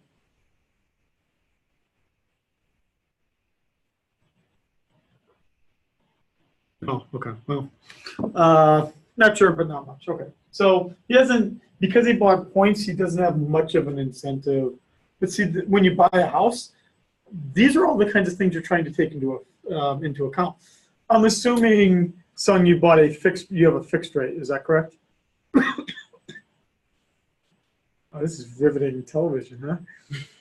Yeah, so yes, he's got a fixed rate. So by getting the fixed rate, he is paying something higher than if he had an adjustable rate mortgage. But the challenge of the adjustable rate mortgage is exactly back to here. We'll cover stuff. Is it exactly back to here? You can completely remove this risk by doing business with a good bank and getting an adjustable rate mortgage. Because if you did business with a good bank that has a solid balance sheet, then your interest rate would change over time as a result of their cost of doing business changed over time, which would mean, and the inflation rate changing over time, which would mean then, right, how much of the future is known in the future? 100%, right? So if I have an adjustable rate mortgage, meaning it adjusts because of future events being different, then it will adjust exactly the amount that expectations change by. And that's why I said if you have a good bank, because you don't want a bank, and again, this goes back to the 2008 crisis, where they make the adjustable rate really, really artificially low in the beginning to get you to buy their mortgage, and then they jack up the price when you're kind of locked in, right? And right, again, going back to the 2008 crisis, what I, as Scheiding the banker, would tell you, the person trying to apply for my adjustable rate mortgage, well, I can't just set the rate whatever I want it to be, because if you don't like what I'm charging you, you can go to Cash's bank and get money from him. You can just take my mortgage, refinance it, and get it from Cash's bank. But the 2008 crisis was a reflection that Cash says, dude, I don't have the cash and I don't want to touch your shitty mortgage because you own a house in Las Vegas and property prices in Nevada are bad. So now I, the banker, the original banker, is like, man, now I'm stuck because this deadbeat's not going to pay me the higher interest rate. Now I'm stuck with this bad house. You're pissed off because you lost the house and had to declare bankruptcy because you believe that you could always refinance it for a lower rate with someone else. Right? That's kind of the housing crisis. But for old men like Sung and myself and maybe even Levi, Levi, do you have a 30-year mortgage? Unfortunately, yes. Well, it's not unfortunate, but I mean, if you look at the math, because I'm saying this for the rest of you who are not in a mortgage yet, This is pretty significant with a mortgage. So if we're talking about $1 million house, which is usually the typical house price here in Hawaii, a 30-year mortgage is adding, well, it's basically adding, what, 50%, 75% to your total amount that you'll pay back over 30 years. You're borrowing $1 million for 30 years, right? You're paying it back every month. But yeah, that's why Levi's saying unfortunately, because even if you just borrowed $500,000, he's going to end up paying $750,000 to $800,000, right? And that's, wouldn't it be nice to be rich kind of thing. But again, you're playing chicken with the bank. That's what Levi had to do. That's what Sung had to do. That's what I'll have to do. I have to figure out what bank that all face the same internal borrowing costs, because they all, generally speaking, face the same internal borrowing costs. Like I could go to an online bank and maybe they might have cheaper costs because they use like robots or AI to like generate, mortgage papers or whatever. But for the most part, banks are banks and they all have the same fundamental costs. But their difference would be that they have different expectations about future future inflation rates. Some banks are more conservative, which would mean then that they try to overestimate inflation, right? Which would create a cushion for them, a money cushion for them to be wrong. And then you have like your new upstart banks that are like, I need to grow market share fast.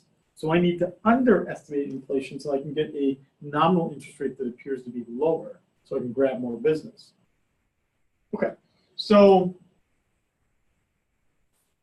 in this kind of world, I'm looking at two kinds of interest rates then. I'm looking at, and these different interest rates are based on what the actual inflation rate is, which again isn't known until after it's happened, versus what I think it's going to be. The unfortunate part in this mortgage contract for myself and the bank is that the contract is made for a fixed rate mortgage at time period 0 to create an expectation for T equals 30, right, at the 30th year. And that's why it's so tough.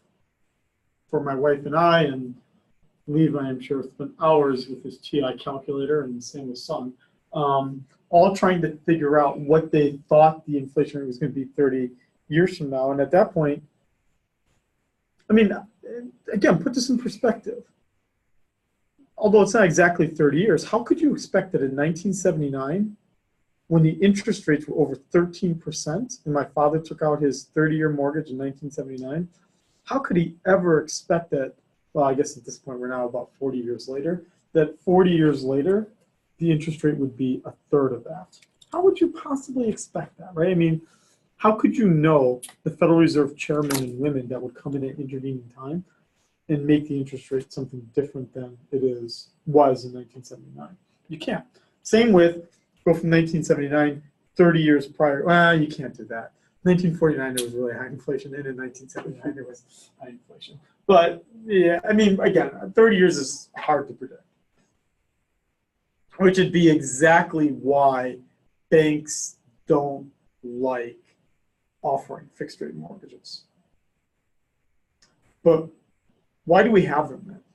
This is outside of these slides. See, I'm just kind of talking about this just as a general sociological or cultural thing. Why do we have fixed rate mortgages then? Why don't we just all have adjustable rate mortgages?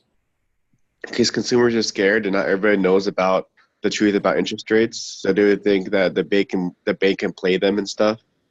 Yeah, So, exactly.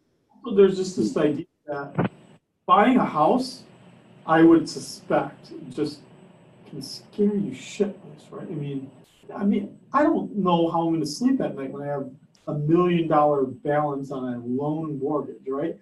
Like, I don't have any debt right now, and dude, I'm not even wearing shoes, so I'm like all chill and relaxed. But man, 2 years from now, I'm going to be like wired, right? I'm not going to swear ever in class because I'll be like, dude, if I lose my job, I can't pay my mortgage, right? I mean, all the things that like make me fast and loose right now might be all completely gone when I borrow that much for a house. And if I don't buy a house, though, it's U.S. government policy, and it's culturally appropriate that people with kids buy houses.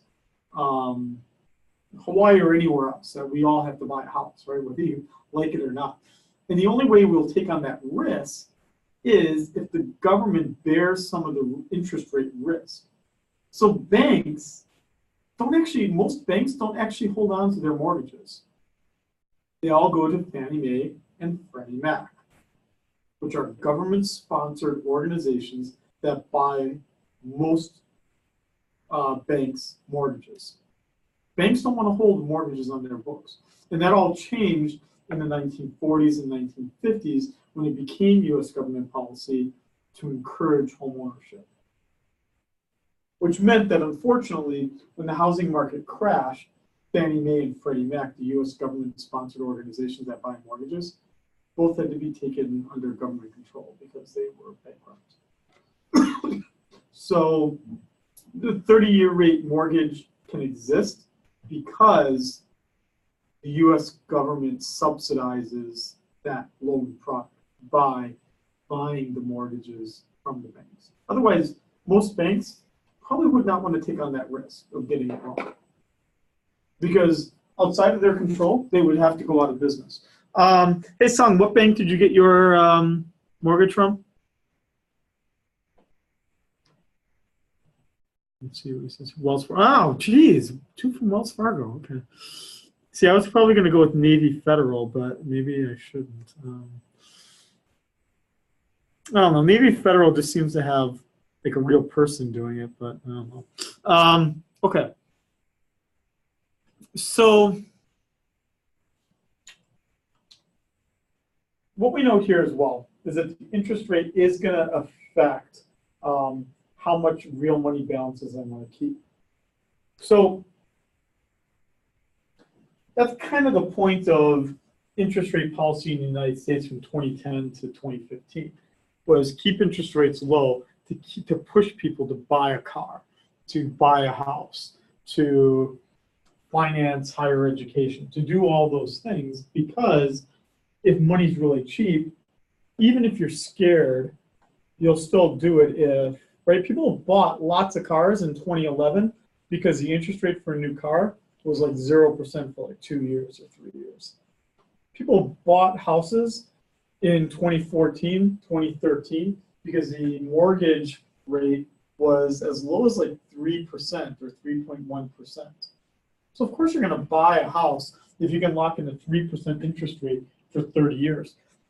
And, and these people got mortgage rates at 4. By the time I probably get into the market, it'll be closer to 5. That sucks for me. But I mean, what can I do about it? Okay. Obviously, it's the opportunity cost of them holding money. Okay. So what this means as well then is that when I look at my demand for real money balances, this then is going to be determined by how much I actually want to hold money. In this case, how much liquidity do I want? So then it's not only, so the demand for real money balances then is not only a function of the interest rate, which is the opportunity cost, but it's also my internal desire to just hold cash. And what we see here is that whereas on the interest rate, as the interest rate goes up, I want to hold less cash. On the other side, as the total amount of income goes up or my total GDP gets larger, I actually want to hold more cash because I need more money to finance all the things that I'm doing. So these two are kind of counteracting each other. Someone had a question. Yeah, who's got a question? Some. Oh, Sung, let's see. Oh, interesting question. So Sung's question here is it going to increase the interest rate to treasury bonds and savings bonds? So for treasury bonds, it's immediate. The fastest and easiest, and I look at them every day, way to determine what the interest rate is, the going interest rate is in the economy, is the T-bill rate.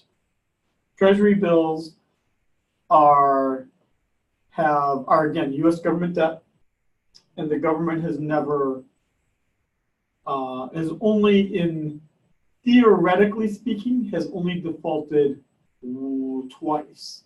Both were caused by an error of the Treasury to pay a bond because it just got lost in the paperwork. So there have been two technical defaults by the United States government to pay its bonds back, but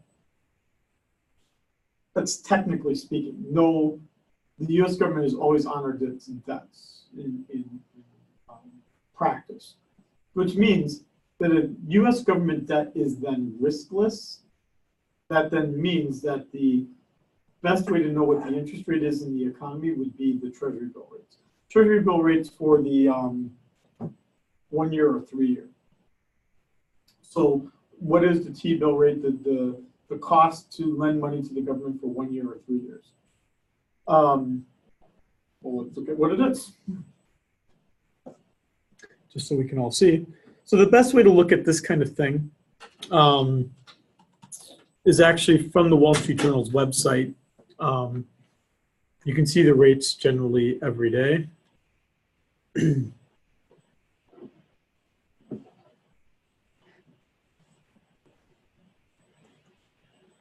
Minimize this so we can see this here.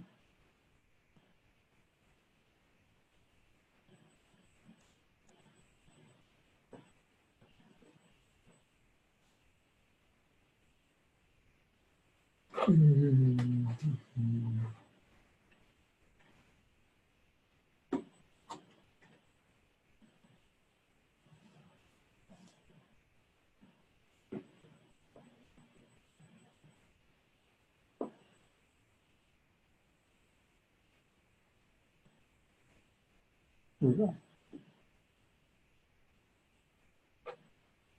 So here we can see a 10-year bond. So here it's just doing it by the 10 years, just on the lead page here, but the 10 years would be generally pretty close.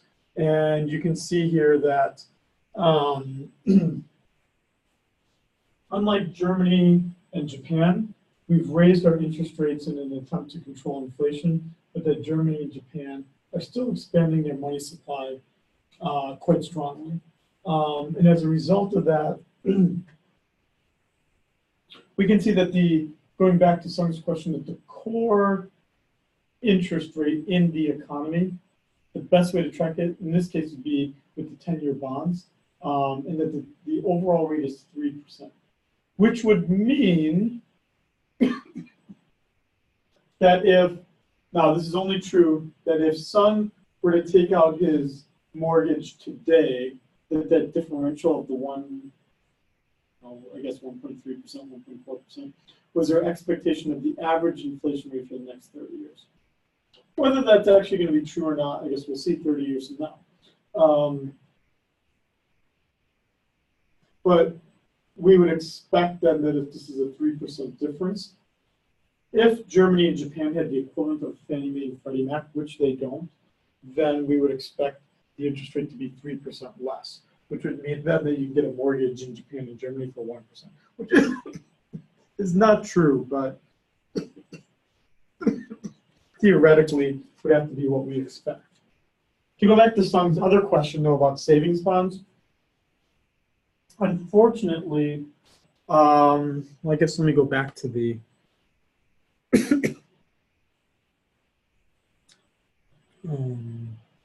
chat. Where did that thing go, dude? Did I lose our...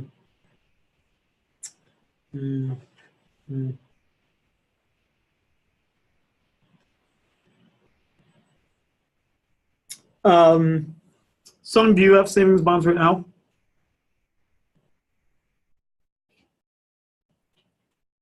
Okay. So savings bonds, again, are a way for us commoners to buy treasury bills without having to go out in the market and buy expensive, find a way to buy a treasury bill. It's a way that an average consumer could buy a portion of the U.S. government debt and allow the interest earned on those savings bonds would be federally tax or I'm sorry, state tax rate, not federal tax rate, but state tax rate. Savings bonds, though, because of their kind of purpose of democratizing the debt, so it makes us all feel like we're all helping out the government. Usually the interest rate is set to be something kind of like the market rate, but it's also meant to be a little bit lower because it's trying to promote people to buy savings bonds and be more patriotic because they bought some of the debt. So savings bonds, not so much, but treasury bonds, absolutely. Okay, let's go back to this. Sung said something.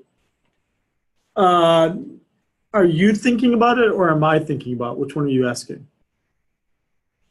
A CD? Is that what you're talking about? A certificate of deposit? Oh, don't do that. No, don't do that. No. Where are you going to thinking of buying it from? What bank is it being offered by? No, don't do it, dude. No. You can get a. My wife has got 3-month CDs right now. She's selling to clients, and she's getting 6 month. And the 6-month CDs are paying that exact same rate of 2.15.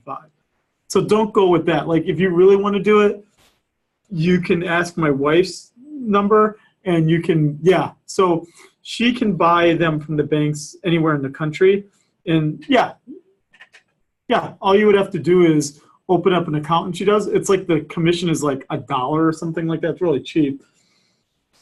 But she's, I think it's like a bank in Indiana that she's getting a 2.15 rate for a 6-month CD. You don't want to lock in your money for 16 months at 2.15. Don't do it, dude. You're losing money by doing that. Do you make money or lose money? You would lose money because the expectation is that from 16 months from now, the interest rate is probably going to be 1 to 1.5% higher. It's not like you would lose money. It's just that the bank would be making more money off that transaction than Sun would. It's like you could have made more money. Yeah, exactly. Yep. So so Sun could, so the suggestion here is that if he locked in his money for only 6 months at the same rate, then the interest rates will be higher 6 months from now, so that when he renews his CD 6 months from now, he'll have a higher interest rate that's offered to him. Whereas all he's done with UHFCU is locked it in for 16 months. Yeah, so you could just chunk it 6 months at a time and get a higher interest rate successively. Yeah. So she's also, Sung, just as a different point, she's offering, I sound like I'm selling for her, the 3-month rate that she was having for CDs was 2%, which is almost somewhat better because the rate at which interest rates are going up right now, you would have just a little bit of a loss at 2%. But it's sitting and losing value. You mean like it's sitting and losing money right now? Is that what you mean? Yeah. So it is. Yeah. So you absolutely. I mean, if you know that you just want to keep it at the credit union and you are going to keep it there regardless, then yeah, sure. I don't know if I'd go with 16 months, but if you're willing to shop it around the interest rate, which probably they're expecting and hoping that most people won't, but if you're willing to shop it around, you can get a much higher rate than that. That's kind of your preference, I guess. Sounds like I'm giving financial advice now. So that's your key determination. So, Sung, I'm going to need a commission from you for that transaction. Yeah, exactly. LOL. Or you could have said LMAO. Okay. Shaggy, So, is that equation missing a pi? yes, it is. Yep. Yeah. Kristen points out that yes, we're missing a pi. I guess you can't see it. But yeah. Hey, Levi, you want to write it in for us, dude?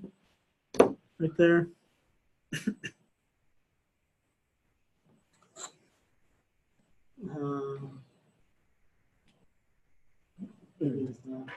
Yeah, there should be a pi in there.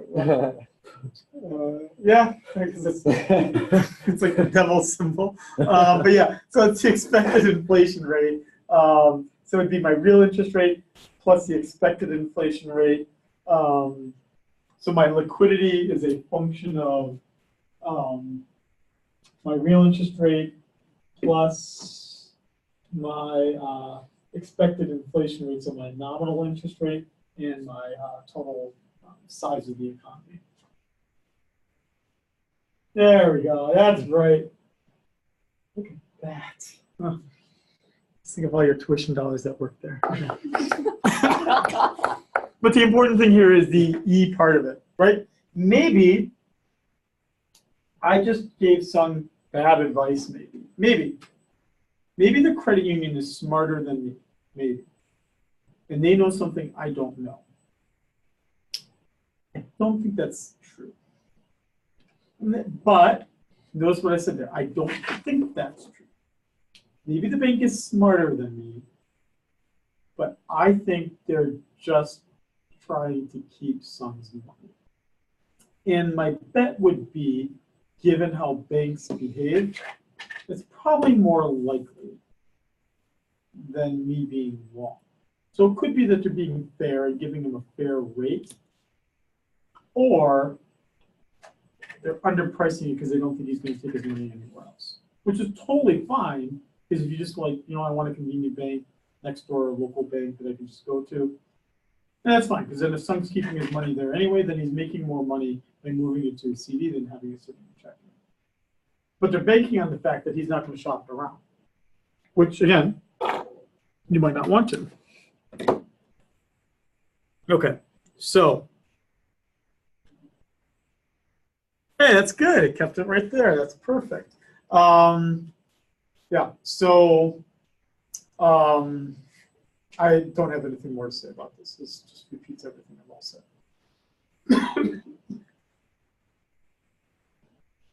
This we saw in the last chapter, that the money supply is determined by the Federal Reserve. This we saw in the chapter before that, which would be that the capital markets have equilibrium where savings equals investment. This we saw in that same chapter where output was a function of the capital stock and the labor stock. And this is what we got out of this chapter. So you can see how the chapters are building upon each other here to build this model of the macro economy, where the real money supply, M over P, real money supply being the nominal money supply divided by the price level, meaning the purchasing power of my money supply, is a function of my demand for liquid balances, which is a function of the interest rate and the size of my economy. Isn't that a much cooler way, more sophisticated way of understanding the economy than what I tricked you into believing in principles? I think it is. And it's not that in principles I was deceiving you, but this is obviously a much more sophisticated way of understanding the overall economy. And I'll be honest with you, again, does largely reflect how well-trained economists understand the economy amongst themselves. At least in the pre-Keynesian era. Keynesian does change this understanding a little bit, but unlike microeconomics, what macroeconomics does after Keynes is it tries to take the classical model and integrates Keynesian moments when it can, becoming the what they call the neoclassical Keynesian synthesis, where they kind of combine the two. So we're not abandoning this with Keynesianism, but we're altering it a little bit. So I'm not going to repeat this. We already saw what's happening here. Okay.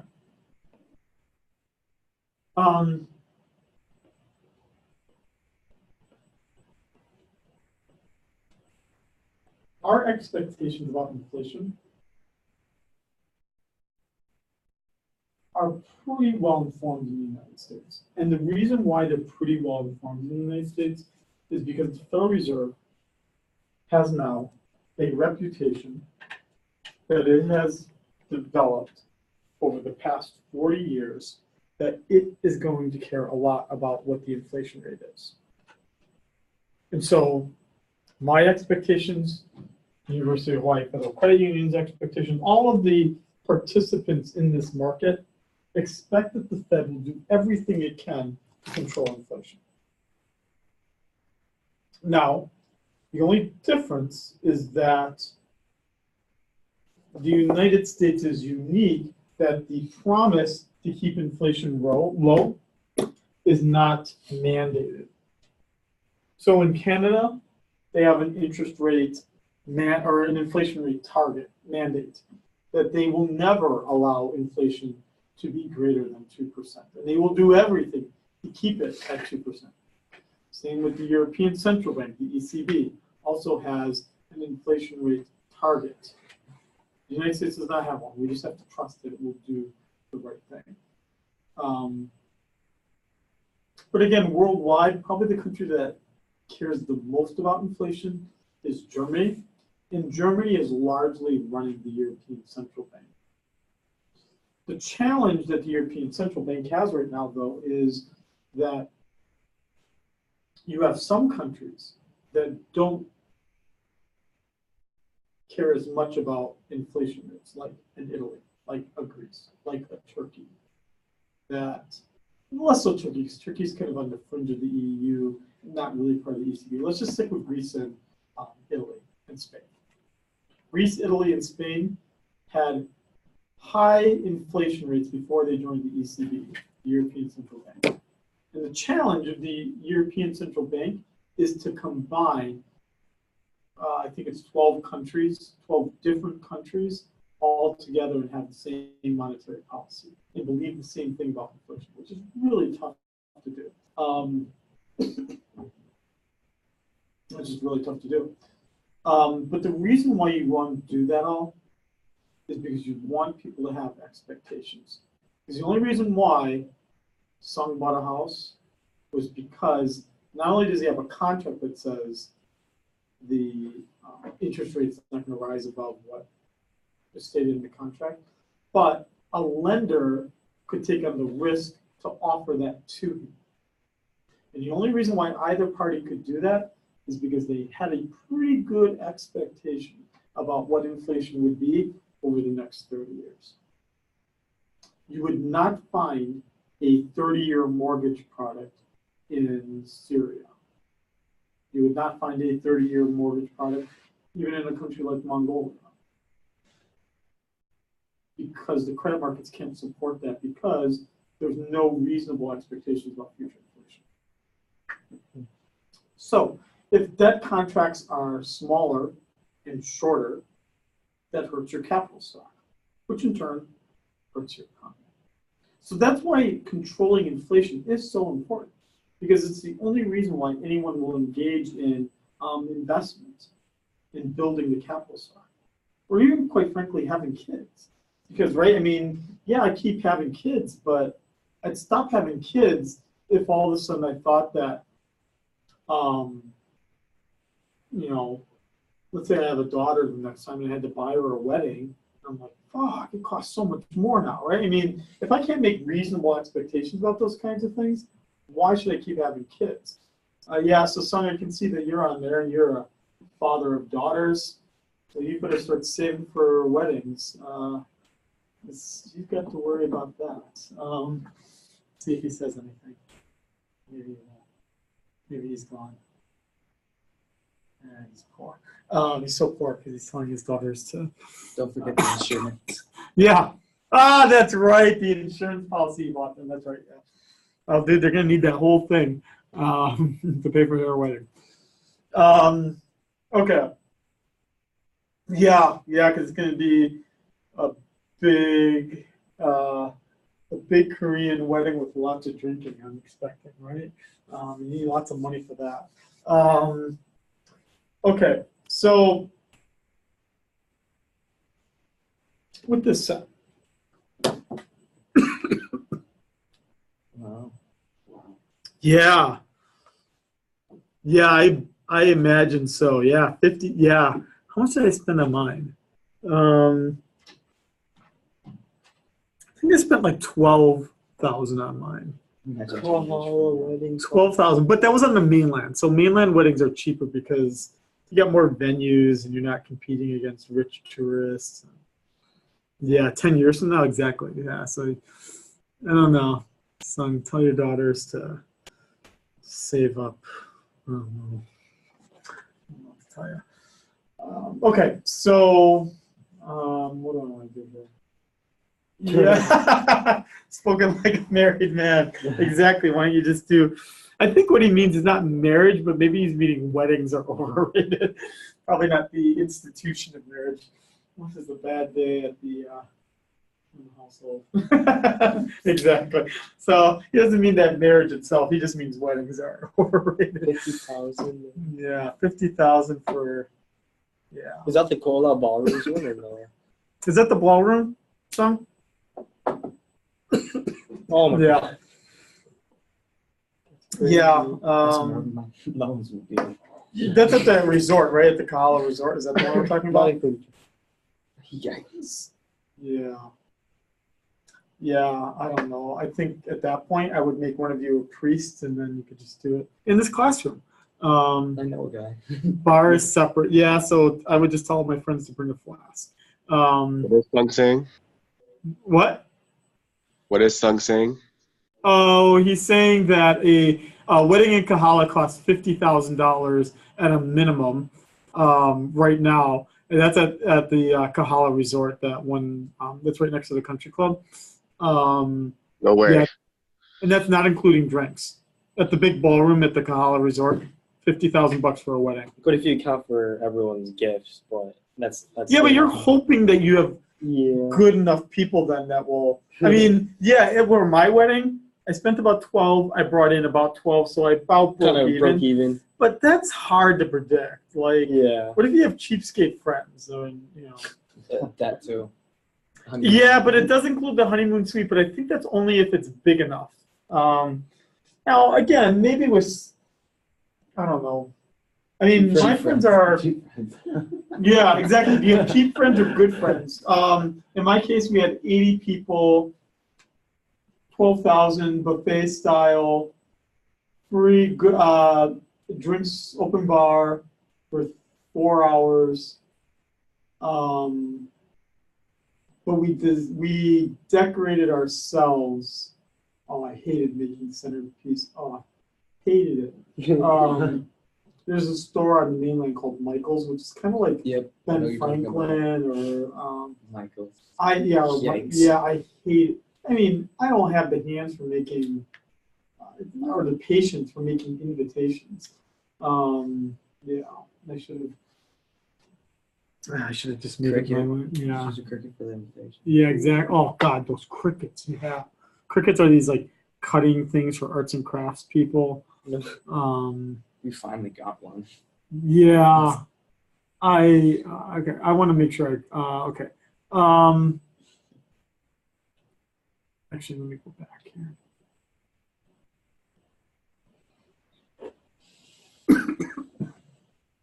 So this is the thing that right now you would think that this seems pretty theoretical, but it's actually a thing right now that Republicans and Democrats are fighting about right now. Trump made a statement 2 weeks ago or a week ago. This is the thing I mentioned earlier in this class. He made a statement 2 weeks ago that things have never been better for the American worker. I'm just suspecting he'd use language, right? Like he'd use this broad, flowery language, right? So things are never been better since God's time, or right? Things have never been better. And then a Democrat who generally dislikes the guy would say, but that's not true, because if you look at wage rates, they've actually fallen in real terms. In real terms, so that would mean that inflation is growing faster than the wages are growing. So is it the case then, as Democrats believe, that as prices are going up, that real wages are falling? The only way that that would be true is if everything was fixed. But the reality, again, going back to that Wall Street Journal article or whatever other article I found, would be, what if I find a way to make my wages less fixed? Again, bonuses, special one-time increases in my wages, those kinds of things. And what would be nice then is that the greater amount of flexibility I get in my wages, then allows for it to accommodate changes in inflation. The only problem that it creates is uncertainty with the wage earner, right? Because now they can know, I mean, fortunately, in my case, in my wife's profession, for someone in finance, usually people in the finance profession who are mostly males usually end up marrying public school teachers. Well, I guess my wife did no differently, actually, just a glorified public school teacher, right? Because what does a public school teacher have? An incredibly stable, contractually determined wage rate, right? That they can always depend on, while this other spouse takes on all the risk, right? And their levels can fluctuate, their income levels can fluctuate. And you can see here that this is just showing my CPI. What I would kind of need to do here is take the percentage change here. But what we can see here is that the hourly wage rate has been quite stable over time, for the most part. But remember, this is the average wage. So the only thing that's kind of impacting this or is going to alter this is the idea that an average is obviously an average, which would mean that you've got people earning the minimum wage, which is actually losing value as compared to inflation. So why do we care? This goes back to the very beginning of my discussion in this lecture, this long lecture. On some level, the classical view is we shouldn't really care because it's just just changing the scale. That's all that it's doing. But it is a social problem. And it's a social problem because inflation cannot always be completely expected. And it obviously then hurts wage earners. But also, if inflation is not completely expected, it also changes my borrowing habits. So again, I belong to a union. My union negotiates in this case, it negotiated a 4-year labor contract with the state.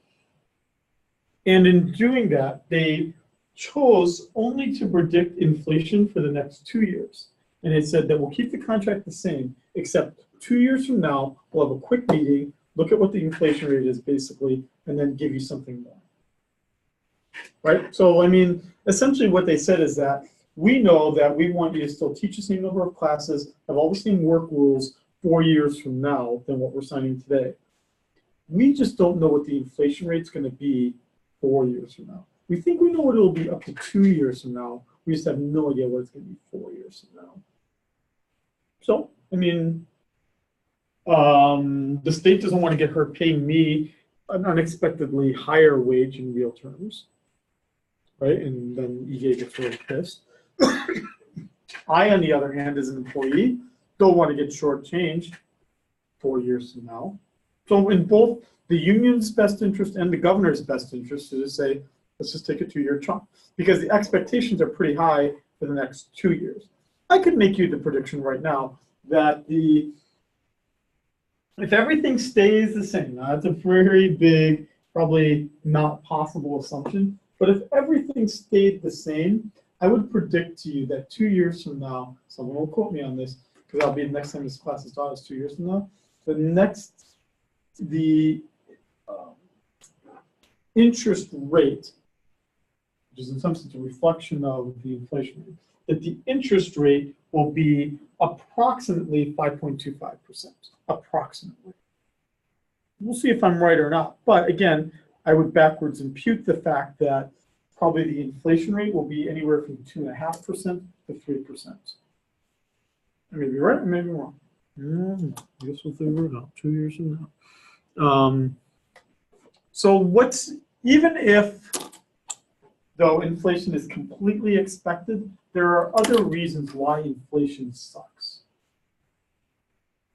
I'm not going to talk about each of these bullet points, but the one reason why, even if inflation is expected, why it sucks, is because if inflation exists, you don't want to stockpile items, which means this is why they're calling it shoe leather cost. Which goes back to the days when shoes actually had leather on the bottom rather than rubber. But the idea would be you don't stockpile things if there's inflation. You buy things over time because your money is continually losing value, right? So you're going to buy things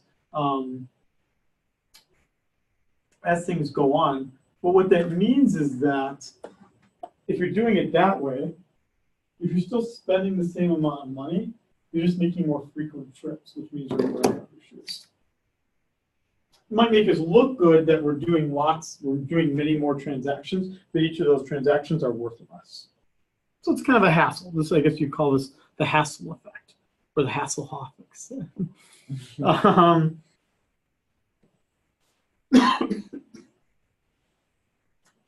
There's also menu costs. It is state law in Michigan that everything has to have a price tag on it that you buy at a store. So think about it. When you go to Safeway, all that you see is a tag on the shelf, right? And then the item is above, right? So not each item is, and so it's really easy and less costly to change prices because all you have to do is walk to that shelf, take the one sticker off, and then put the new one on. But in Michigan, each item has to have a price sticker on it. So it's obviously more costly to do that, which would be one of the costs of changing prices. So if there is inflation in Michigan, it sucks because you then have to reprice every item in that on that shelf rather than just changing shelf price. I don't know, right? The two factory workers, Levi, Kristen, I think you told me this. I think you told me this at some point. How often do you get new menus? Every 6 months. Okay, so, right, Mr. Cheesecake is trying to figure out what prices are going to be for the next 6 months. That's probably pretty easy to do, right? But imagine if we lived in a high inflationary environment, Mr. Cheesecake would have to like do that thing that some cheap restaurants do where they like white it out and then write something new in above it. Yeah, and then there's all the other things like, now the internet has largely removed the second sub-bullet point. Catalogs, I mean, who gets a catalog anymore, right? I mean, everything is dynamically priced on the internet and prices change every day. So menu costs have basically fallen though because of technology costs, making it easier. And I know classes and others is type. What do I want to do here? Let me do just this. What do I want to do? Okay, here's what I'm going to do. You can read these. You can read slides 3, 4, 5. I'm not going to keep doing this. I just want to do this last one, and this is the last slide I want to do for this chapter. The problem with inflation, for me as an economist, and the reason why I care about it so much, is that what it does is it arbitrarily, and that's the key word on this slide, is that it arbitrarily adjusts who the winners and losers are in the market. And it's arbitrary because no longer in the economy are things happening because, no longer is it happening because I was smarter than the market or, knew something more that something else did. It's just that I made a wrong guess. Guess versus smartness, right? I mean, that's what I'm trying to say here, right? Is that it may be exactly as I said to some here when he was talking about the certificate of deposit. I may be wrong, but in some sense I am making a guess, right? Just like the credit union is making a guess. If Sung ends up being the winner on that transaction, though, it would be completely like flipping a coin and it being heads or tails, right? There's no thought into playing heads or tails. You just make a guess and half the time you're probably going to get it, half the time you're not. But there's no way that one has more than a 50% probability. And the probability is undetermined by what you know. And that's the biggest problem with inflation is the arbitrariness. And if you cannot properly price out what inflation is going to be, why would the capital markets lend you any money if they can't make expectations? which is the reason why capital markets are essential to a developed economy. But capital markets depend on expectations of inflation. Okay, I will pick it up from here next week, Thursday. Oh, wait. Will I? Yes, I will. Next week, Thursday. Yes. Next week, Thursday, I have my flight leaves at 10-something p.m. So I might end class like 5 or 10 minutes early, but we will still have class next Thursday. So go off into the brave world, my friends, and get married. Yikes. Or do it I'm still cheaply. young. Exactly. Don't hurt yourself that way.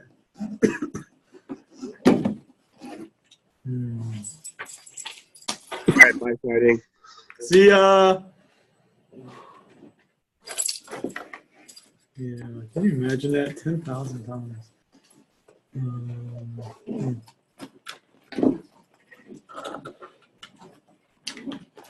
Oh, here it is. Cancel.